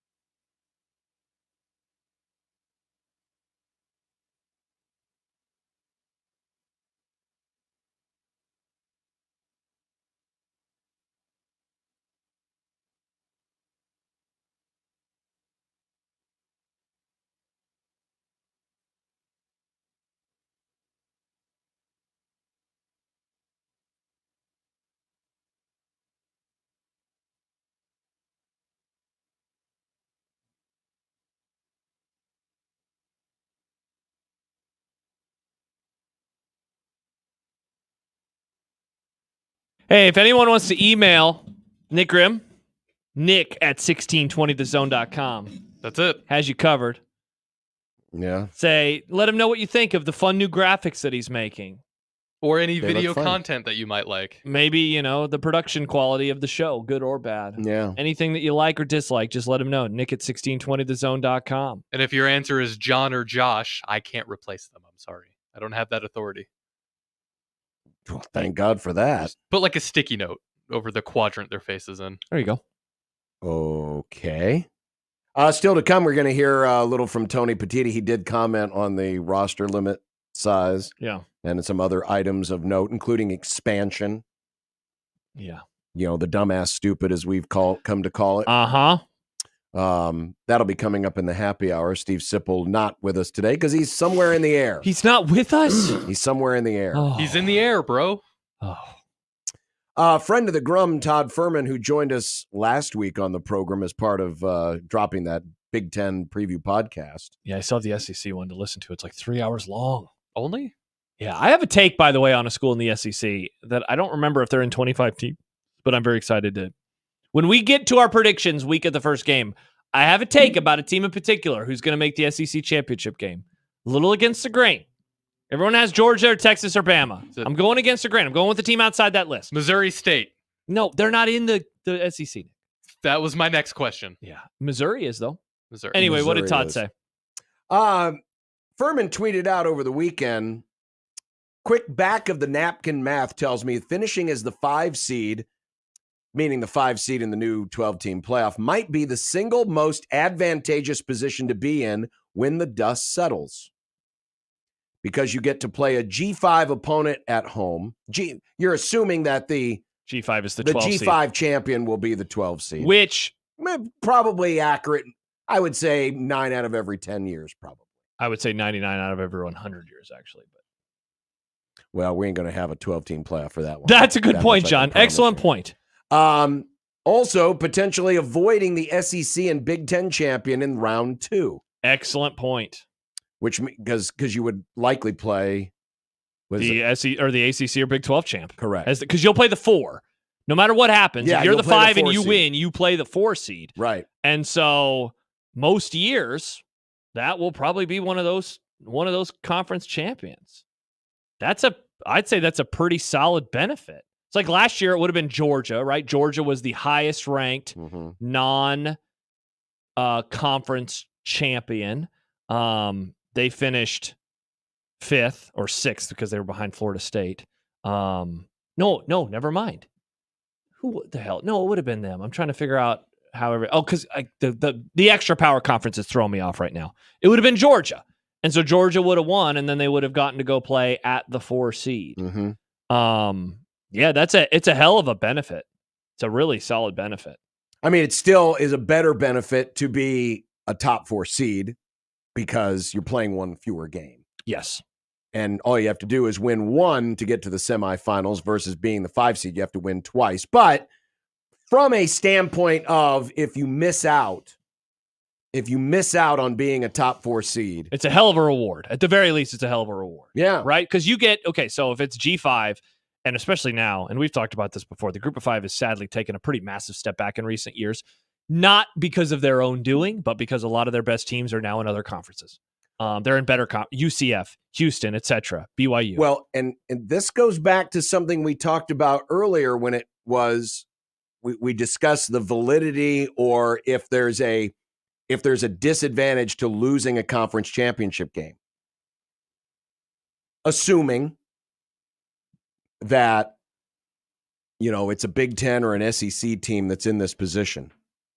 The 5 seed is likely going to be the quote-unquote second best team from either of those 2 conferences. Correct. In most cases. Correct.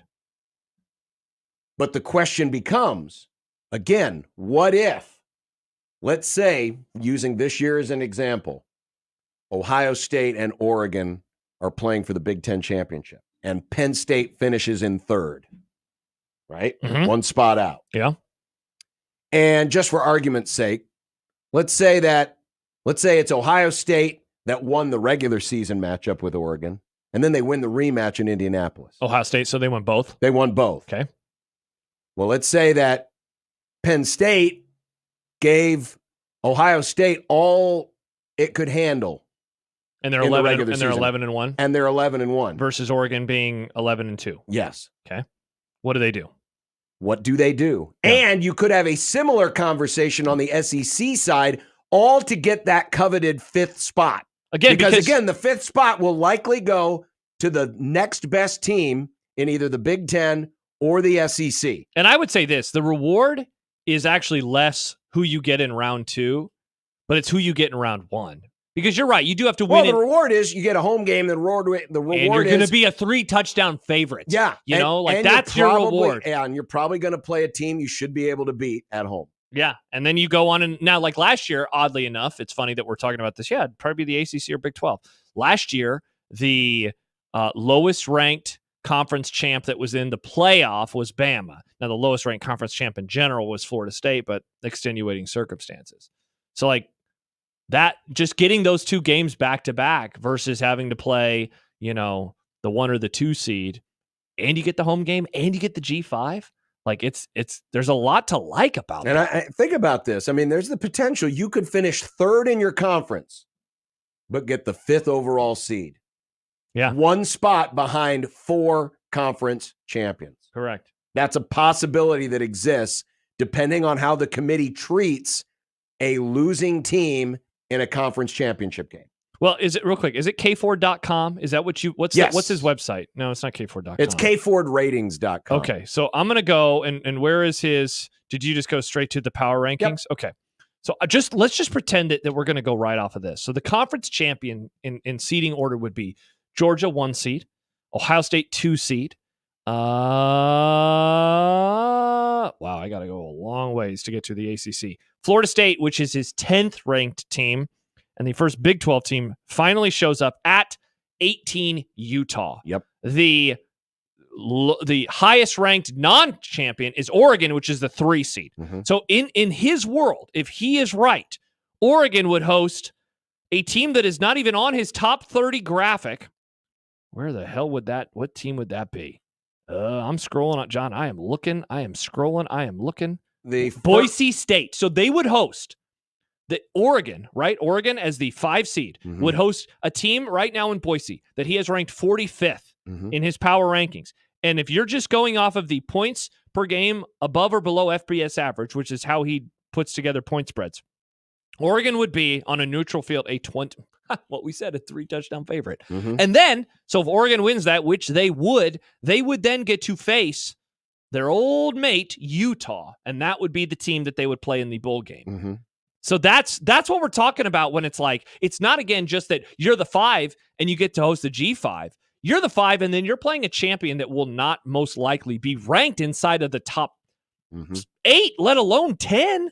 They're 18. Now, it's just preseason numbers, and things are going to change because you can't have this many SEC teams in the top 10. You can't have 6 or 7 SEC teams in the top 10 because there will be winners and losers of football games. It's not all, it can't just be pretend math. But still, it's quite the positive to get to that 5 seed. Get a home game against a lesser program. It is, but again, go back to the what if. What if you've got a couple of, I mean, theoretically, the 5 spot could be debated between several different teams. That is where the politicking is now going to be. You're going to have the back end of the playoff, the 11 seed, most years politicking versus the 13 seed, or the 13th rank, or the 12th team rather. You're going to have that debate going on, but you're going to have the 5 versus 6. Those teams are whoa. We want to be the 5 seed. We want to be the 5 seed. Should be interesting. All right, coming up, it's the happy hour. We'll hear from Commissioner Petiti as day 1 of Big Ten Media Days wraps up. Also, there was some numbers run on Media Day polls and finishes. Oh, okay. 1620 The Zone.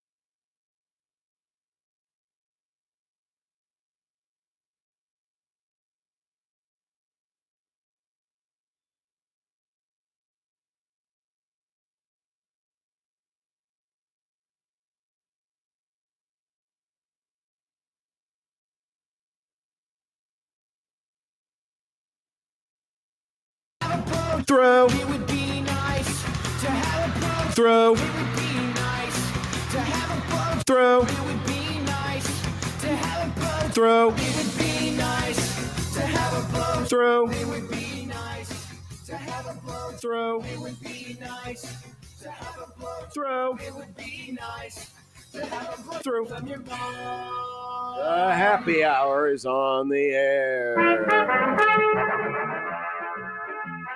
In spite of Sip abandoning us. Yes. He's in the air, bro. He is in the air. And Bro. we're on the air. Yeah, we're in the air, Sip. You don't see us canceling radio hits. Well, that would be canceling our show, and we don't want that to happen. Welcome, everyone. Hope you had a good Tuesday.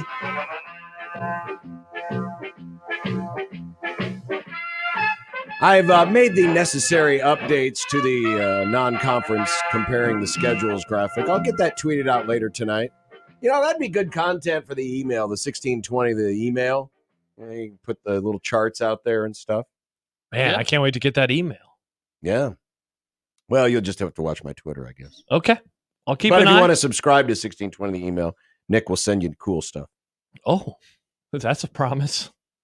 How'd you say it Well, like that? I mean, you read emails on your video on some kind of a video device, so I assume that makes him the director of 1620 email. Video device? I'm You're reading director- emails Yeah. on your TV? Well, you're reading it off a computer screen, which Ah. has visual capabilities. Mm.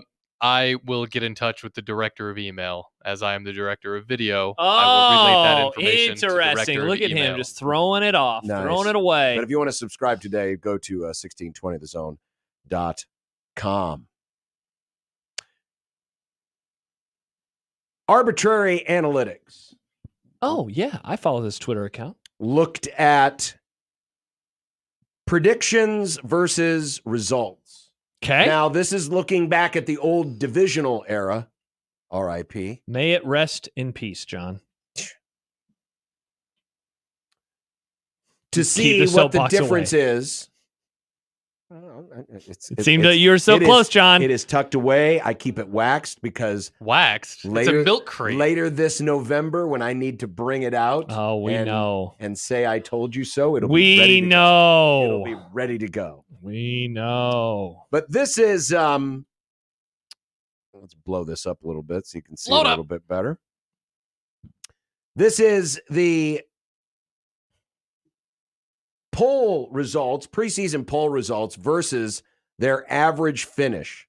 So in And this other is words, in the division. this is in the division. So this is since 2014, the divisional era. So the average of where you were picked in the preseason and then the average finish. So that's why it's the numbers, the worst that you can be, and no one is 7. Right. The worst that you could be would be 7.0. The Mhm. best you could be would be 1.0. Correct. And there is one team that gets very, very close to being a perfect 1.0. Correct. And that's Um, Ohio State. That's Ohio State, but I have to imagine at some point over the last couple of years, people finally decided to pick Michigan to win the division. But the school that has exceeded its expectations, Okay. and granted, it's not by much. No, and really, to be fair, none of these are by that much. No. It's hard. None of them are, well, never mind. Keep going. Illinois has been picked on average to finish 6.3. So basically sixth place on average. Okay. On average, they have finished in 5.5 or 5.5 place. Nice. You round that up to 6. You round it though, and basically Illinois has done one place better. That's pretty solid. Right. Now, they've always been picked at the bottom of the division, Yeah, and so they they're- yeah. finished not quite at the bottom of the division, but it is what So it it's is. not like they were picked to finish second and finish first all the time. But the programs that are in the positive, the programs that are in the plus category, led by Illinois, 0.8, Minnesota, 0.6, Purdue, Minnesota. 0.6, Rutgers, 0.6, Northwestern. I would have thought Northwestern, if I had to guess. Who would have done really well at overachieving? Yes, it would have been Northwestern. Well, I'm wondering if, remember when they started yo-yoing where they'd win the division and then they'd be last and then they'd win the division? Obviously, the winning of the division had to help them a ton, but they also have had years where they were picked to finish middle of the pack or upper half, and they finished near the bottom. So in the end, I wonder if they don't have those conference or the division championships, if they're actually in the negative. Those probably helped them out a ton. Yeah. Because they were 0.5. Iowa broke even. They were averaged at 2.4. They finished 2.4. See, now, and remember, this goes back to 2014. So this is no longer legends and leaders. This is West versus East. And that's why the teams that are next, I think, are fairly interesting because Michigan is a negative 0.1. But that's because in a lot of those years, they really underachieved. It's only the recent seasons when they started overachieving. Right. But at the very bottom of the list, not great, John. It would be Nebraska. Average pick 3.4, average finish 4.7. That's 1.3 spots below what they were expected to do. So what I was going to say earlier is nobody was able to perform by a win. And then I was going to say, and no one was able to underperform but I was wrong because Nebraska and Wisconsin, which that has to be a lot of recent years because they've really just taken a step back as a program. They're minus 1.2. Look at that. Michigan State minus 0.5. Ohio State minus 0.3. Penn State and Michigan minus 0.1. So everyone else is like within a normal range. These two schools are not just at one win worse. They are above one win worse. Or one place. Loss. Yeah, one place. Excuse Excuse worse. me. Yeah, that is but the difference massive is underachievement. the difference is that Wisconsin's average pick is they're picked 1.4, they finished 2.6. Yeah. Whereas Nebraska average pick 3.4, average finish 4.7. So it's the difference between always being picked at the top of the division and always being picked in the middle of the division. Yeah, Nebraska's picked to finish in the middle. They finished near the bottom. Wisconsin is picked to finish at the top. They finished slightly above the middle. Exactly. That's pretty nuts, man. Pretty nuts. Now, this same exercise 10 years from now will be real interesting because now it'll be 1-18 for now. For now, until let's get the expansion drop ready. But you're right. It will be. It will be 1 to 18, and so we will. We will see larger swings because the math will allow for more room. Oh, right yeah, now, absolutely. If you were picked to finish 7th, the most spots you can gain are 6. This won't happen. But if you were picked to finish 18th, the most spots you could gain would be 17 and vice versa, obviously. That won't happen, but I have no doubt. What was Nebraska picked in basketball this last year? Probably 12th or 13th. And they finished what, 4th? So that's a gain of big 8. That's a big 8. Yeah, Tom Chattel was on the show yesterday. That type of stuff is possible. Likely? Of course not. It's not going to be likely. You're not going to see teams dregs, Nick. You're not going to be able to see a lot of dregs hopping up that much. But it will happen from time to time. It will happen from time to time. Yeah, what this really tells you is Nebraska's always picked to be a little bit better than they are. Yeah, they really are, man. They are. And you know what? Jack Mitchell was off yesterday, but shout out to Jack. He's been saying the same thing about Wisconsin for years. That Wisconsin is hyped up way too much. And this would actually say that Jack is right about that. Yes, but again, they have. It's the difference between basically finishing 1st and 2nd, or 1st and 3rd, versus 3rd and 5th or 6th. Correct. Yeah, which Nebraska has been in, and so this year 8th overall in an 18-team league. I know that there are not divisions, but if you just were to half that, that would be. What, 3rd? Well, no. How many teams would there be in the divisions? 9. So it'd be 4th out of 9, like pretty much right where they always slot, in these things. Can they finally prove these people right? What were they picked? See if I can find it real fast. 2016 Big Ten Media Poll. So they finished that year, 3rd in the division? 2nd in the division? Do you remember? No. Let me look it up because they lost to Wisconsin. They lost to Iowa. So they were 3rd in the division. They lost a tiebreaker to Iowa, who beat them in the last regular season game of the year. In the Big Ten preseason poll, they were picked to finish 2nd. So even that year, they underachieved. Right. Their best division finish, and they still underachieved their selection. That's wild. That's wild. Well, and honestly, you're hoping that doesn't happen this time around. Because if it happens this time around, you're finishing 10th, 11th, 12th, 13th. And that's the other thing, too. Yeah, the record may still be the same, right? Yeah. A 6-6 is a 6-6, or a 5-7 is a 5-7. But there's something psychological of finishing 3rd or 4th in your division versus finishing 11th and 12th in your league. Yes, 100%. 100%. And it's why we had that discussion earlier with Bruns about like, okay, what are we talking about in terms of records? But I think you bring up a very massive point psychologically, you know? So they finished 8th this year. We think, I mean, it definitely means they're going to a bowl, maybe 8-4. Well, maybe I went 7-5. through the simulation. Yeah. They were tied for 6th. Yeah. Right? They were tied for 6th. They were tied for 6th. They finished in 8th. Or let's just pretend they finished. No, they were tied for 8th. It was 8th, 9th, and 10th. That's right. 8th, 9th, and 10th. And they were 5-4 in the league. So, and then you picked them to, let's say they go 3-0 in the non-con. So, okay, bowl game 8-4, but let's just say they fall right in the middle of those three numbers. 9th place. Now, this year, people are throwing a parade because they haven't been to a bowl in forever. Correct. What happens, though, you know, when this keeps on? You know, not to just move away from Nebraska, but I've been thinking a lot about Oklahoma recently because I'm just very worried about them. I'm worried for them, rather, moving to the SEC. I don't think that they're going in with their best foot forward right now under Venables, and I think that they could take a step back. Oklahoma, who in this century has won many conference titles. I don't know what the number is. It's well above 24, though, at this moment in time, since 2000, since they won their last national championship. So, all right, they're always, or most of the time, they're finishing near the top of the conference. In the SEC media poll, where were they at this year? Close to 10th? I'm pulling it up right now. What does that do to a program like in Oklahoma that, let's see, 1, 2, 3, 4, 5, 6, they were 8th behind Tennessee, Missouri, LSU, Ole Miss, Bama, Texas, and Georgia. Oklahoma, one of the proudest programs in all of the land. So you could apply the same thing to what's it going to mean if Penn State or Ohio State or Michigan or Oregon or USC, like everyone can't be ranked first.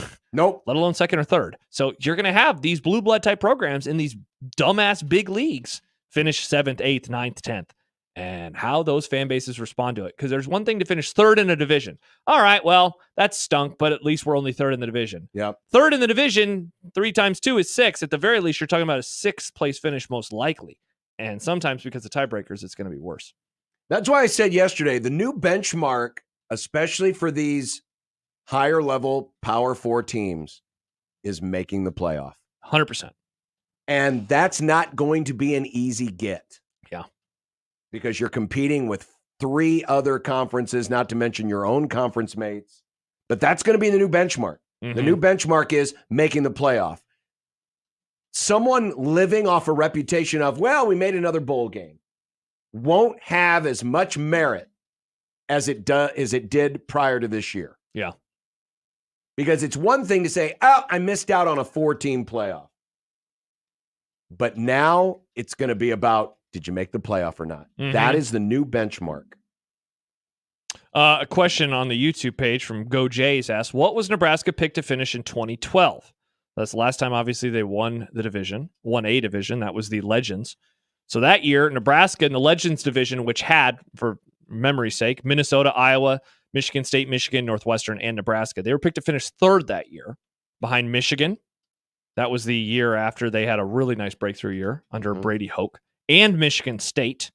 And they were the defending champs. They were the defending champs of the division, yes. And then they were finished above Iowa, Northwestern, and Minnesota. And obviously that was the year they finished number 1. The number 1 team in the leaders division, which was won in 2012 by Wisconsin, but because of extenuating circumstances. Well, they finished 3rd. They finished 3rd. They were picked to finish. Ohio State was under suspension and Penn State was too. Yes. Wisconsin was picked to finish 1st. Ohio State was picked to finish 2nd. And Penn State was picked to finish 5th because that was the first year. That was their first year under all the suspensions and scholarship restrictions, etc. Correct. So they overachieved that year. I don't have the rest of the seasons in front of me. I'm going to guess that was probably the only time.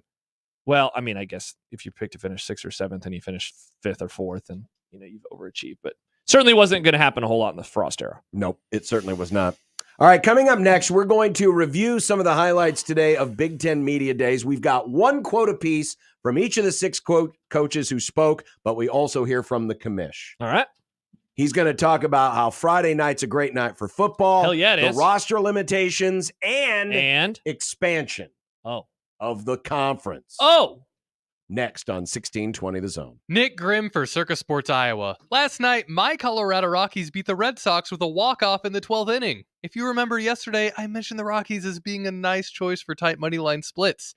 If you picked them to win, congrats. If you didn't, well, the cool thing about baseball is there's a billion games and there's still so much more time. The Rockies tonight are plus 140 on the tight money line split. If you don't want that one, maybe the Royals and D-backs tickles your fancy. Royals are minus 105 right now, and they have in-game lines, so you don't have to commit to anything right now if you don't want to, or you can play as the game goes. The lines update every break. The power is in your hands with Circa Sports Iowa. That's also why they won't limit your account for winning a lot, like some of the other guys like to do, and they don't keep as much on the large market bets. And to sweeten the deal even more, check out the contests they have happening right now in Circa Million 6 and Circa Survivor. $16 million in guaranteed total winnings from those. Details at circasports.com. So go ahead and stop playing in the kiddie pool and start betting like a pro anywhere in the state of Iowa with Circa Sports Iowa. If you or somebody you know may have a problem with gambling, call 1-800-238-7633.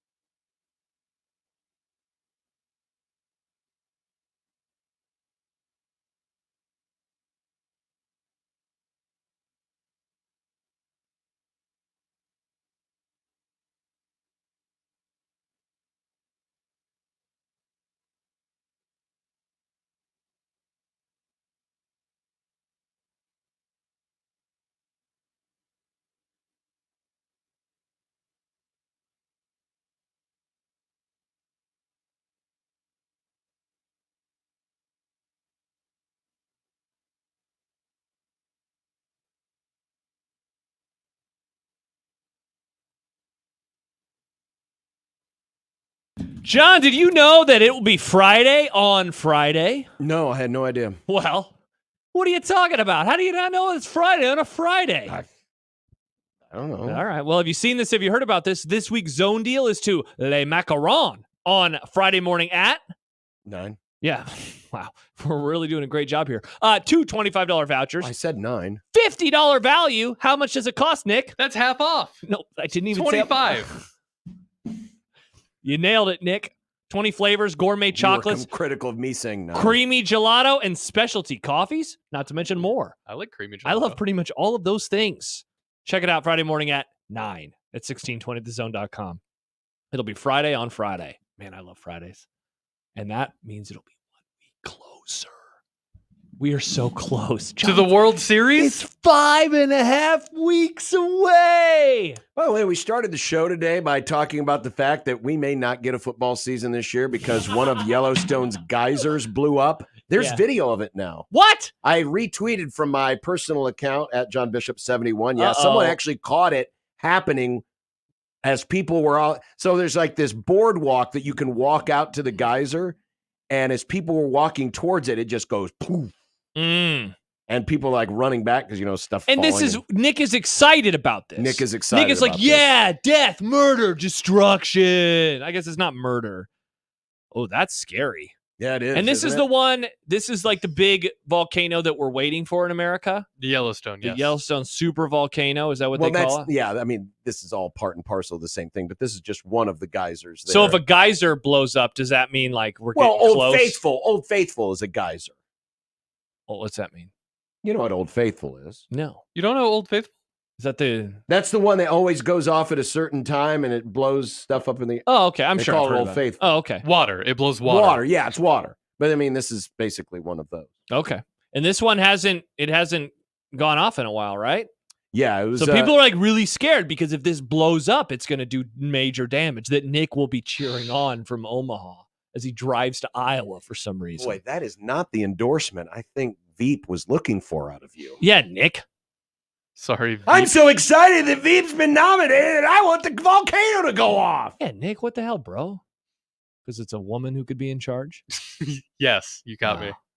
Wow, so we could have a super volcano, and then there's that massive earthquake on the West Coast that could happen. One in Texas, just the San Andreas you're talking about. Yeah. Yeah. San Andreas Fault. Have you seen this? Have you heard about this? That's when California it's just going to fall into the ocean. Well, they've been talking about that for quite a while. I don't think it'll fall into the ocean. Won't it just fall? It just breaks off like a Kit They've Kat. been waiting for it for a long time. Yes, very long time.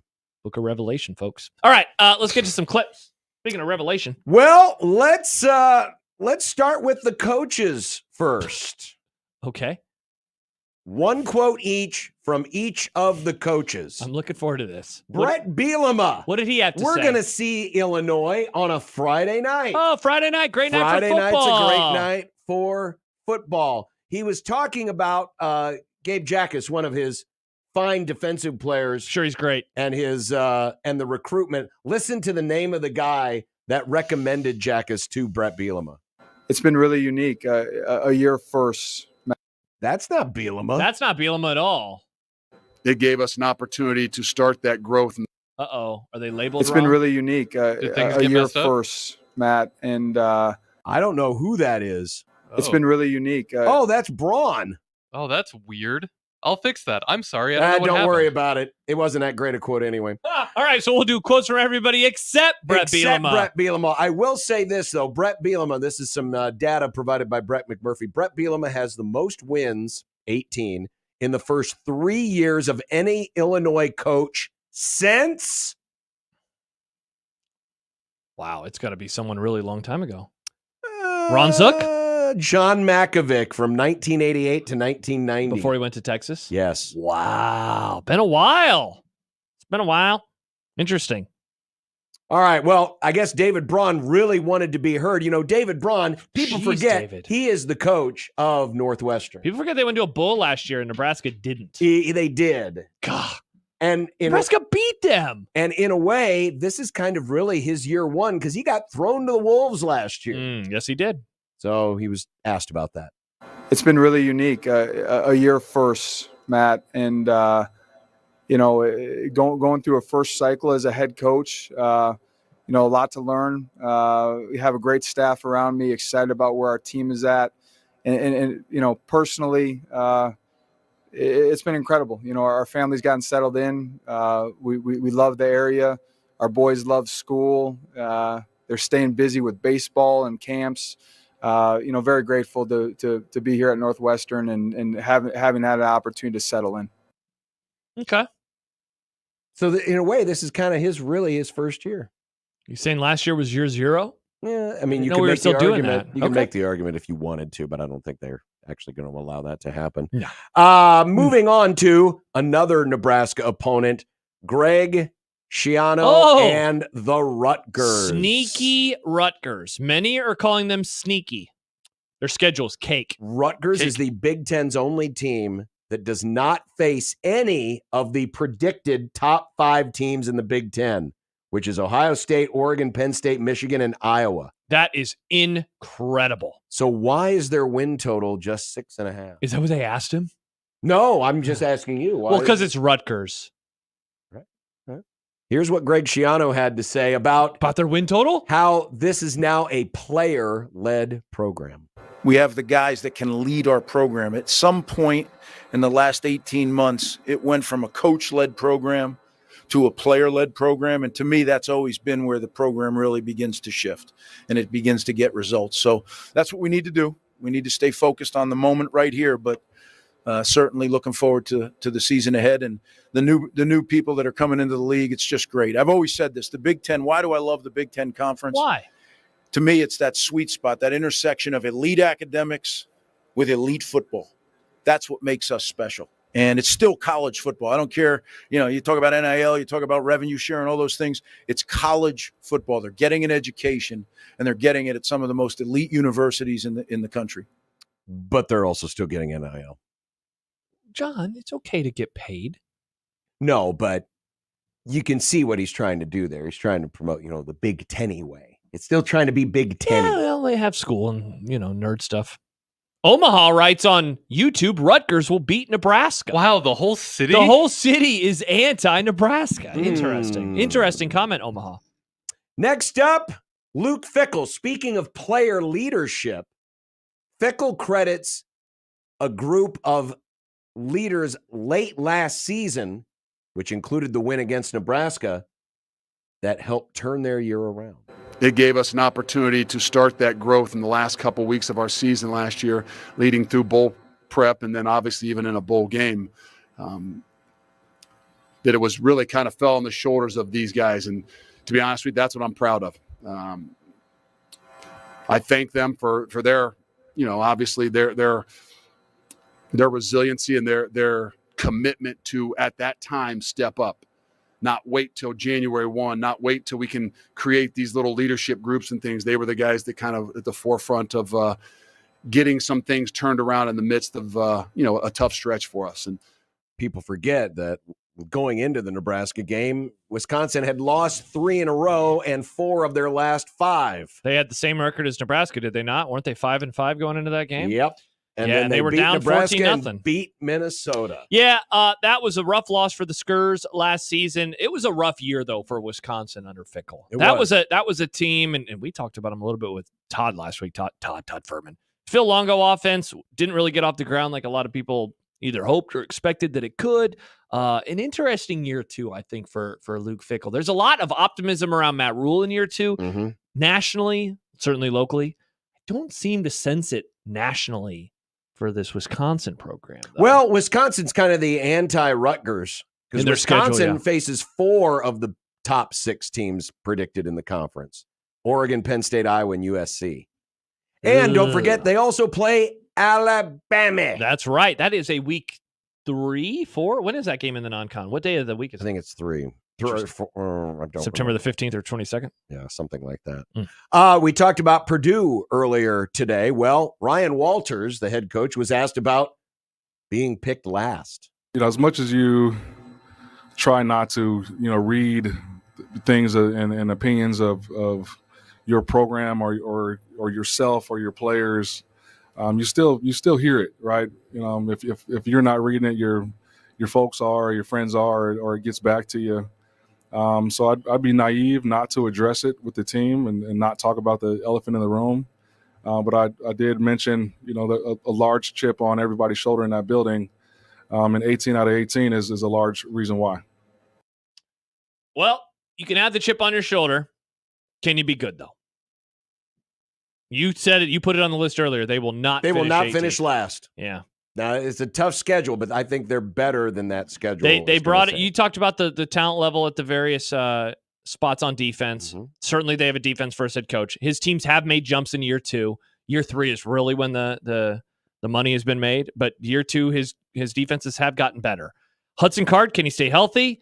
And how do they incorporate all these transfers? Because as we talked about earlier, previewing Purdue, they have a lot. Tim Newton, if you missed that segment, go check it out. But they're bringing in a lot of players. 18 transfers. And they're expecting a lot of them to contribute. And it can be tough. And finally, the best coach in the conference, Ryan Day, with a special guest appearance because I wanted to include the question of our good friend Tim May. Nice. Tim May, Little Monroe on 3.com.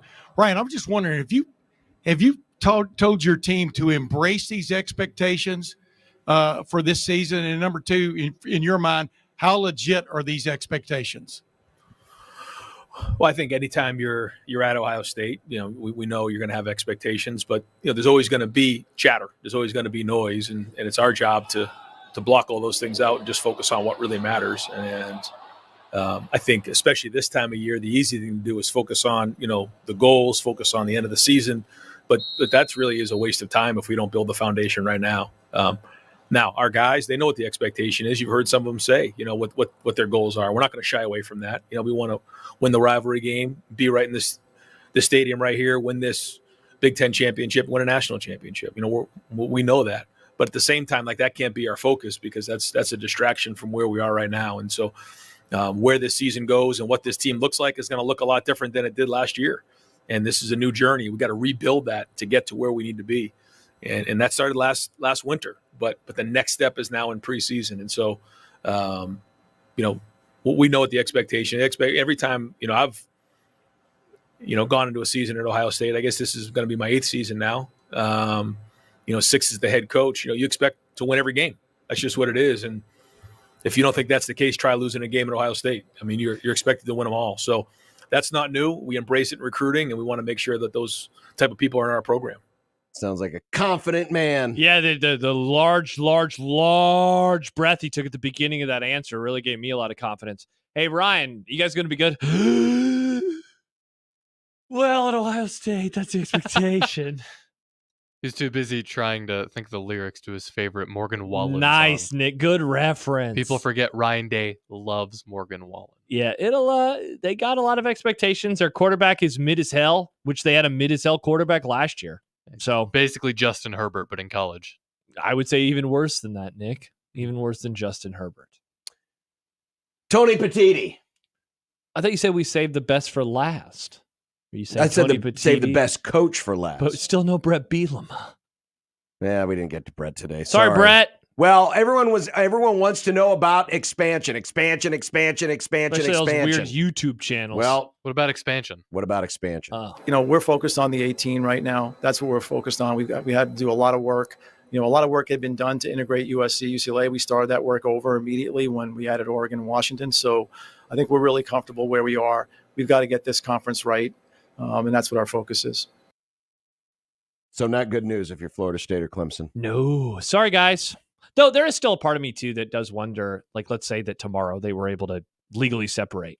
Is the Big Ten interested then, where right now it's just a bunch of, hemming and hawing and, we're fine? It all depends on what Fox, CBS, and NBC have to say because it's their opinion and their checkbook that writes everything in terms of who gets what, when, and Got to get more money. Can't just cut up the pie in a smaller piece. Reports have been that the settlement is about to they're about to finally submit the settlement to the House lawsuit for the judge to review, and it sounds like roster limits are here, and the number that has been thrown out there is 105, which is what the SEC has essentially been asking for, but the Big Ten apparently wanted more. Petitti was asked about it today. Yeah, look, I'm not going to point to a specific number right now. I think we're close to coming to consensus with all the conferences. I'm not going to argue. I think, we were maybe on the higher end. The reporting has been accurate about that. And I think, ultimately, the goal is to come to something. I think we're doing something for the first time, right? We're going into a season where the season's going to be longer. The playoff is expanded. There's more games, and we're making decisions, and we're sort of going to have to see how it plays out. But I think we've been comfortable with the conversations. I will say in the process, because it's all sports, not just football, there's been a lot of great give and take among the commissioners. This is a really interesting balance that affects campuses differently. So, the way we approached it was to try to bring consensus from our coaching groups, our administrators, and then bring that conversation to our colleagues across the conferences. But I think that it's been a really good process, actually, with my colleagues. First victory, not for the Big Ten. They wanted more. Yeah. Matt Rule wanted more. Though Nebraska wanted more. I still think that some of that was posturing where, they say, because some of the first numbers were like 85 or 90. And it's like, okay, that's way too small. So if they throw out 130, then the middle ground is 105. I think everyone's going to be okay with this number. Opportunities will be lost, sure, but I think that that's still twice the number of players on an NFL roster. It'll be fine. And finally, Tony Petitti was asked about Friday night and the new Friday night schedule of Big Ten games. I think Friday is an opportunity for national exposure. So I think you're going to see some programs there really embrace the opportunity to play on Friday. Of course, we don't want to burden any one institution. We care about what happens at the stadium as well and what happens on campus. But if you look at it, it's an opportunity to get programs to showcase them as they build and in matchups. And so I think, for us to have that footprint is really terrific. I think on the hurdle side, look, there are just traditional places that want to play more on Saturday. We understand and respect that. It's a league discussion that involves all 18 about the best way to format our schedule, where coaches are embracing opportunities to have that exposure on Friday night. We try to lean into that. And so that's the way we approach it. Where are we more likely to go? That'll change over time. Makes sense. Still going to be very fascinating if at some point they ask other bigger name programs to be involved because they want the network wants more of they want to see Michigan. Ohio State. They want Ohio State. Michigan. Yeah, exactly. They want those schools, and yet those schools are the ones that are like, nah, not for me, bro. Ohio State has played on the road, I think, for a couple of them. Nebraska, we know, obviously, their history behind it. Penn State has played in these games before. Michigan has not played in one Friday night game. Yep. That's a big brand. It's a huge brand, and it brings viewership. Can they strong-arm them? Coming up next, it's some content, including the announcement of where the Big Ten Championship is going to be played for the foreseeable future. And is this picture of Joe Burrow actually real this time? Oh. More Joe Burrow hair takes. Wow. Coming up, 1620 The Zone.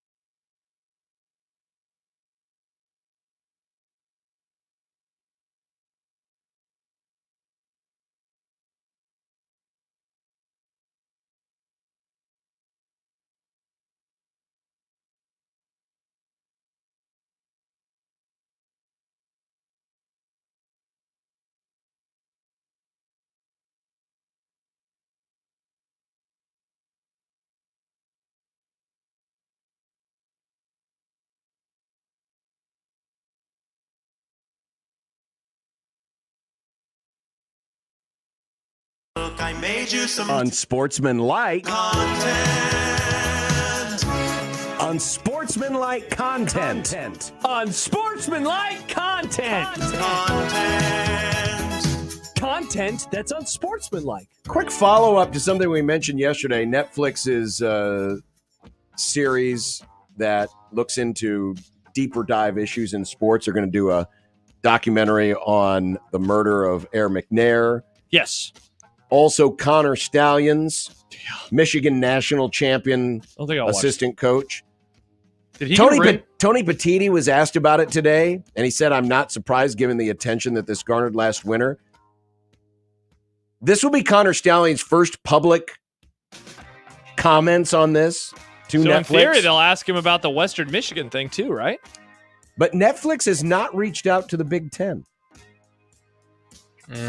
See, this is one of those documentaries like they did the Urban Meyer one. I'm not going to watch it. No, thank you. Why? Because it might paint your Wolverines in a bad light? No, I didn't watch any of them. I didn't watch any of these documentaries. I think they're only told from one specific story. Well, that's not the only thing Tony Petiti had famously mentioned. Oh! He announced that the Big Ten championship game will stay in Lucas Oil Stadium in Indianapolis through 2028. Is this a good idea, or with 4 new teams, was it time to move the event around? Well, it's a good chance it'll probably start moving around after that. There was a question asked today about playing on the West Coast. I wouldn't be Vegas. surprised if Vegas or L.A. The Rose Bowl? Or do you think at SoFi? I think it would be at SoFi. Yeah. They wouldn't dare disgrace the sanctity of the Rose Bowl by playing there if it wasn't just the Rose Bowl itself. But yeah, for now, it's a good idea. I mean, Indianapolis is a great host city. Everything's very conveniently located. They have that cocktail sauce too. And they have Elmo's. Yeah, I would say definitely. I mean, Harper brought this up on his show earlier. The basketball tournament has moved around, not even just between Chicago and Indy, which is what they used to for years, but they played in D.C. and New York for some reason. Yeah, come a little west. Whether it's like even going up to Minneapolis, that's a great stadium up there. Certainly Vegas, L.A., going to the West Coast, throwing a bone to some of these schools. Like there are plenty of indoor locations around the country in the Big Ten footprint, which is, I think, what they want. They want it to be indoors. I say do it. Oregon put a giant inflatable duck in the White River in downtown Indianapolis to introduce themselves to their new league. Thoughts? I thought it was funny. And it reminds me that Oregon does goofy bits like this all the time. Remember the Times Square poster of Joey Harrington back in 2001? So yeah, I wasn't surprised, but I also wasn't expecting it. That's a big-ass duck. They had to get permission from somebody. You can't just put something that large in a public. Who's going to stop you? you? Got to get a permit. Who's going to stop you? Well, What are they going to do? Pop it? They could. Yes, but How? they could arrest it. How awesome would it have could arrest been the duck? if someone Go had to jail, duck. if someone had come and popped it? It'd been pretty funny. I think it would have been hilarious. I imagine it would have been a Looney Tunes thing where they put a small hole in it. I bet that was quite the surprising visual for folks who were oh man, seriously, there in the park near downtown Indianapolis for that. This kind of goes off of what John and I were talking about yesterday. This is the kind of thing the Big Ten needs. Goofiness. Oh, did you guys do that topic about how stuffy the conference is? Yeah, such a stuffy league. They need more ducks in rivers. Nice. Get their ducks in rivers instead of in rows. Nice. Yeah. What are you expecting tomorrow from Coach Matt Rule? I said it yesterday. I would like to see him set a nice tone for the season. Because part of these events are to promote your team. And this is not to say that he needs to come out guns a-blazing and saying, yeah, we got Dylan, and we're going to win 9 games, and blah, blah, blah, blah. games. But it would be nice if there was a tone, an air of confidence. Because Nebraska's not going to make any headlines at this event. No.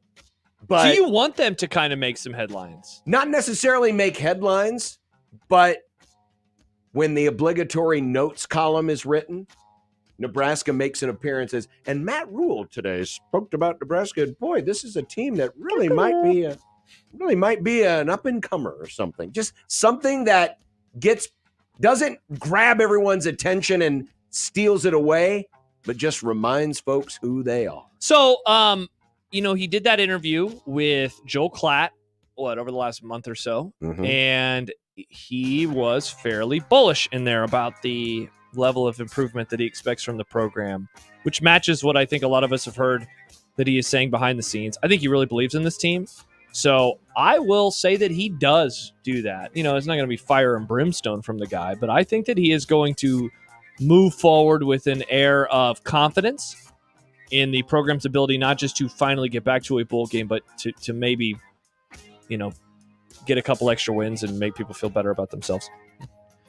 Remember CTE? Yes. Oh, the NFL doesn't. Oh. Talks between the league and the players union are at the very high level to adding an 18th regular season game. How soon before the season ends with a President's Day weekend Super Bowl? I think it's going to happen. I don't know how soon. One of the things that I think is going to come from this, and we're going to talk about Joe Burrow in a couple of moments, is that they'll have to figure out the double bye, because I think that will be a necessity from the player perspective. Well, John, if they were to add an extra game and add an extra week, the season would actually end after President's Day. So that's why I'm wondering if they're going to end up moving week 1 of the season up to the Labor Day weekend, which is what they used to do. In my early years of being an NFL fan, they opened on Labor Day weekend, and then they stopped, and it became more of an NFL or a college football holiday, rather. I think it'll happen. It'll definitely happen within the next 10 years, probably sooner than that.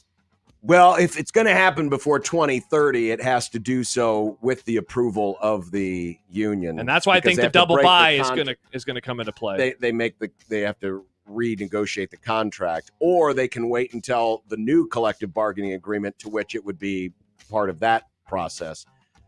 I think we'll have it before the end of this decade. You think so? Yeah. Last night, Bobby Witt Jr. tripled in the first inning, doubled in the third, and hit a 3-run homer in the fourth inning before getting hit by a pitch in the sixth. He had another chance at the cycle in the eighth, but hit a fly ball to right field. Seems like the Royals are good again, guys. Well, let's keep in mind that 3 of their 4 wins have come against the Chicago White Sox. So I would just caution folks. Remember, they got off to the great start because mainly they played only the Chicago White Sox. Now, that said, I give credit to the Royals. They've matched their win total from last year. Kudos to you. Kudos. But do not get overconfident right now. Actually start playing some good teams. We'll see where this bad boy goes. I had a teacher in high school who gave out kudos bars. Oh. What was in the kudos bar? It was like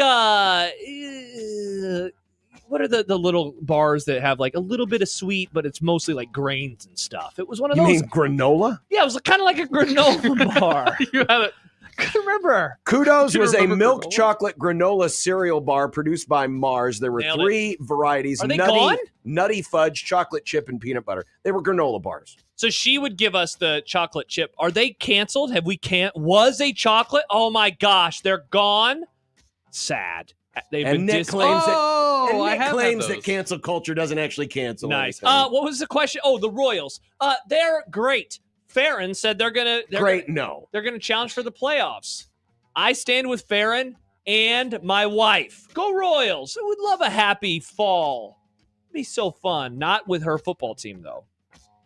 Not with her football team, but with her baseball team. So you don't want her to really be happy. Bad Sundays, good every other day of the week. That's good. You know, they play baseball on Sundays. Good. They do. Well, bad half of a Sunday, John. Joe Burrow has shown up to Bengals camp with a bleached buzz cut that has folks comparing him to Wicca Slim Shady. What do you think? Whoa, is that what John wrote? Good job, John. No, yeah. You added but he added the M&M. That was the first thing that I thought of. When I saw the picture earlier, I thought, oh my gosh, it looks like M&M. Mm-hmm. Goofy. I don't like that look. But I'm also 35. So what do I know about style and fashion? He looks like he's getting ready for the Iowa State wrestling meet. He looks like a cross between Eminem and Cody Rhodes. Oh, no, not the story again. Without the neck tattoo. The neck tattoo. Oh, not the story. Rats. Cody story.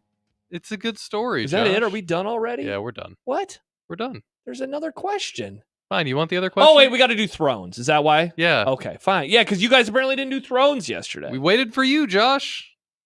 We like No, to do you things with forgot. You didn't wait. We like to do things with you, Josh. You forgot. Don't say you waited. You're our friend, and we want to talk about it You've with you. never called me your friend, and certainly John hasn't. Nope. Yeah, see? Unreal.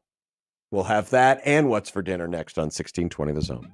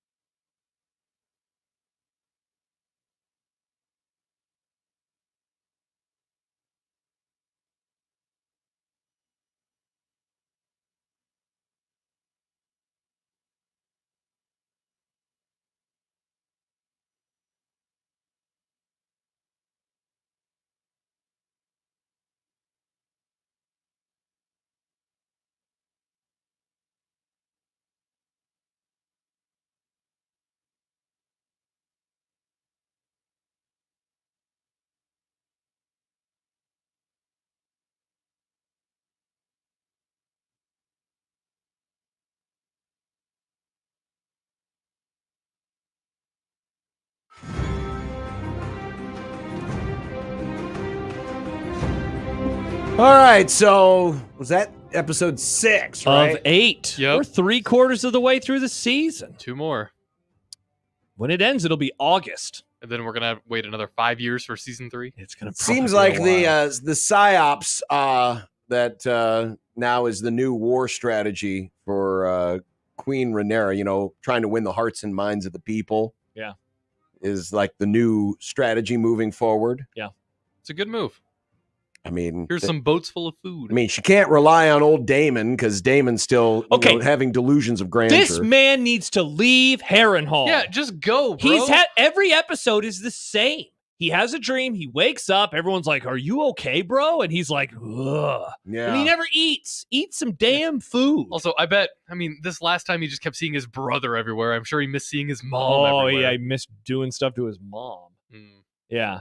I really like Damon as a character. I think he's a great character, fascinating character. I'm so bored by his story. Yeah. Yeah, this is like if every episode of season 5 of The Sopranos was a Tony Soprano fever dream. Kevin Finnerty. Yeah. Yeah. We don't need that. I'm getting tired of his storyline.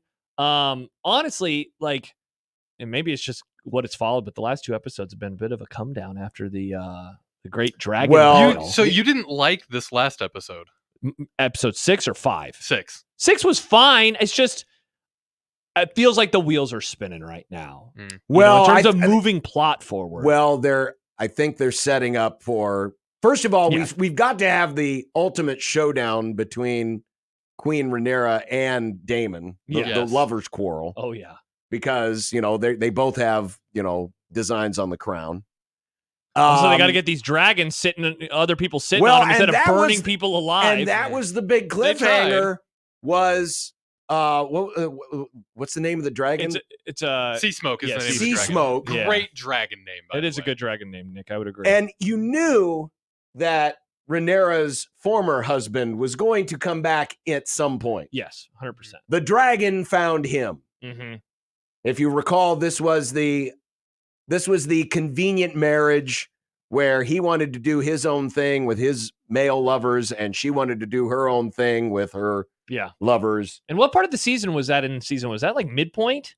Or did that That go was all the end of last season. So it did go all the way to the end. I couldn't Yeah, it remember. was the end of last season. So that was the same character? I thought that was a different character. It's the same that's character. Okay. No, that's him. So shout out to John for the rewatch. And she needs more dragons. Yes, she does. So for her ex-husband that was presumed dead, he's alive and he's on a because dragon they staged his death. Yeah. Much to his parents' dismay, they staged his death. He's coming back at some point. Yeah, on a dragon. No On less. a dragon. Yeah. King's still alive. Barely. Looking gross. King's still alive, but Big Brother is basically pushing balls into his... just leaning on I him don't get the saying, ball hey, thing. don't forget, I like the ball I thing. didn't cause this. Yeah, even though he caused Even though he caused this. Yeah, I like the ball thing. I think that's one of the fun little wrinkles, like where you have to have that when you sit down. I don't know why, but I think that's They fun. just play with it. Yeah. Fidget. So, yeah, it's obviously leading to some really high highs, but like it seems like so far this season has definitely peaked in the middle. Episodes 3 and 4 were awesome. Last 2 weeks, not as much, in my opinion. But I think that's by design, because I think this next week and the final week, a lot of stuff's going to come to a head. I would agree. How they finish the weird hallucination thing. Get him out of there. However they finish that is going to determine if I like it or not. I said it early on. I don't mind a little dream sequence here and there. I think it can be interesting. It's just that he's been there for 5 episodes now? Uh-huh. He's basically been there the whole and season. He's a great character. He needs to play off of people that we know, not just random people at Harrenhal. So I've just been so bummed by him because I really like the way he meshes with other people in this world. He's a smart ass. So very much so. Yeah. Quick, what's for dinner? It sounds like taco salad. We had enchiladas yesterday. I don't have very much left, but I'm gonna make a burrito bowl with enchiladas. That sounds really good. Yeah, so I'll fire up some rice in the rice cooker when I get home and go from there. Probably just rice. Probably just rice. Yeah. There's not enough food, Nick. Yeah, well. Especially you're running now. You need to eat. I need carbs. You need fuel. You need some stuff in your body, Nick. Garlic bread. Garlic bread, great carbs. I love garlic bread. Yeah. Tomorrow is Wednesday. Who do we have on the show tomorrow, Nick? Tomorrow on the show is Shafe and you and I. You and I. And we'll hear from Matt Rule. Bye. Bye.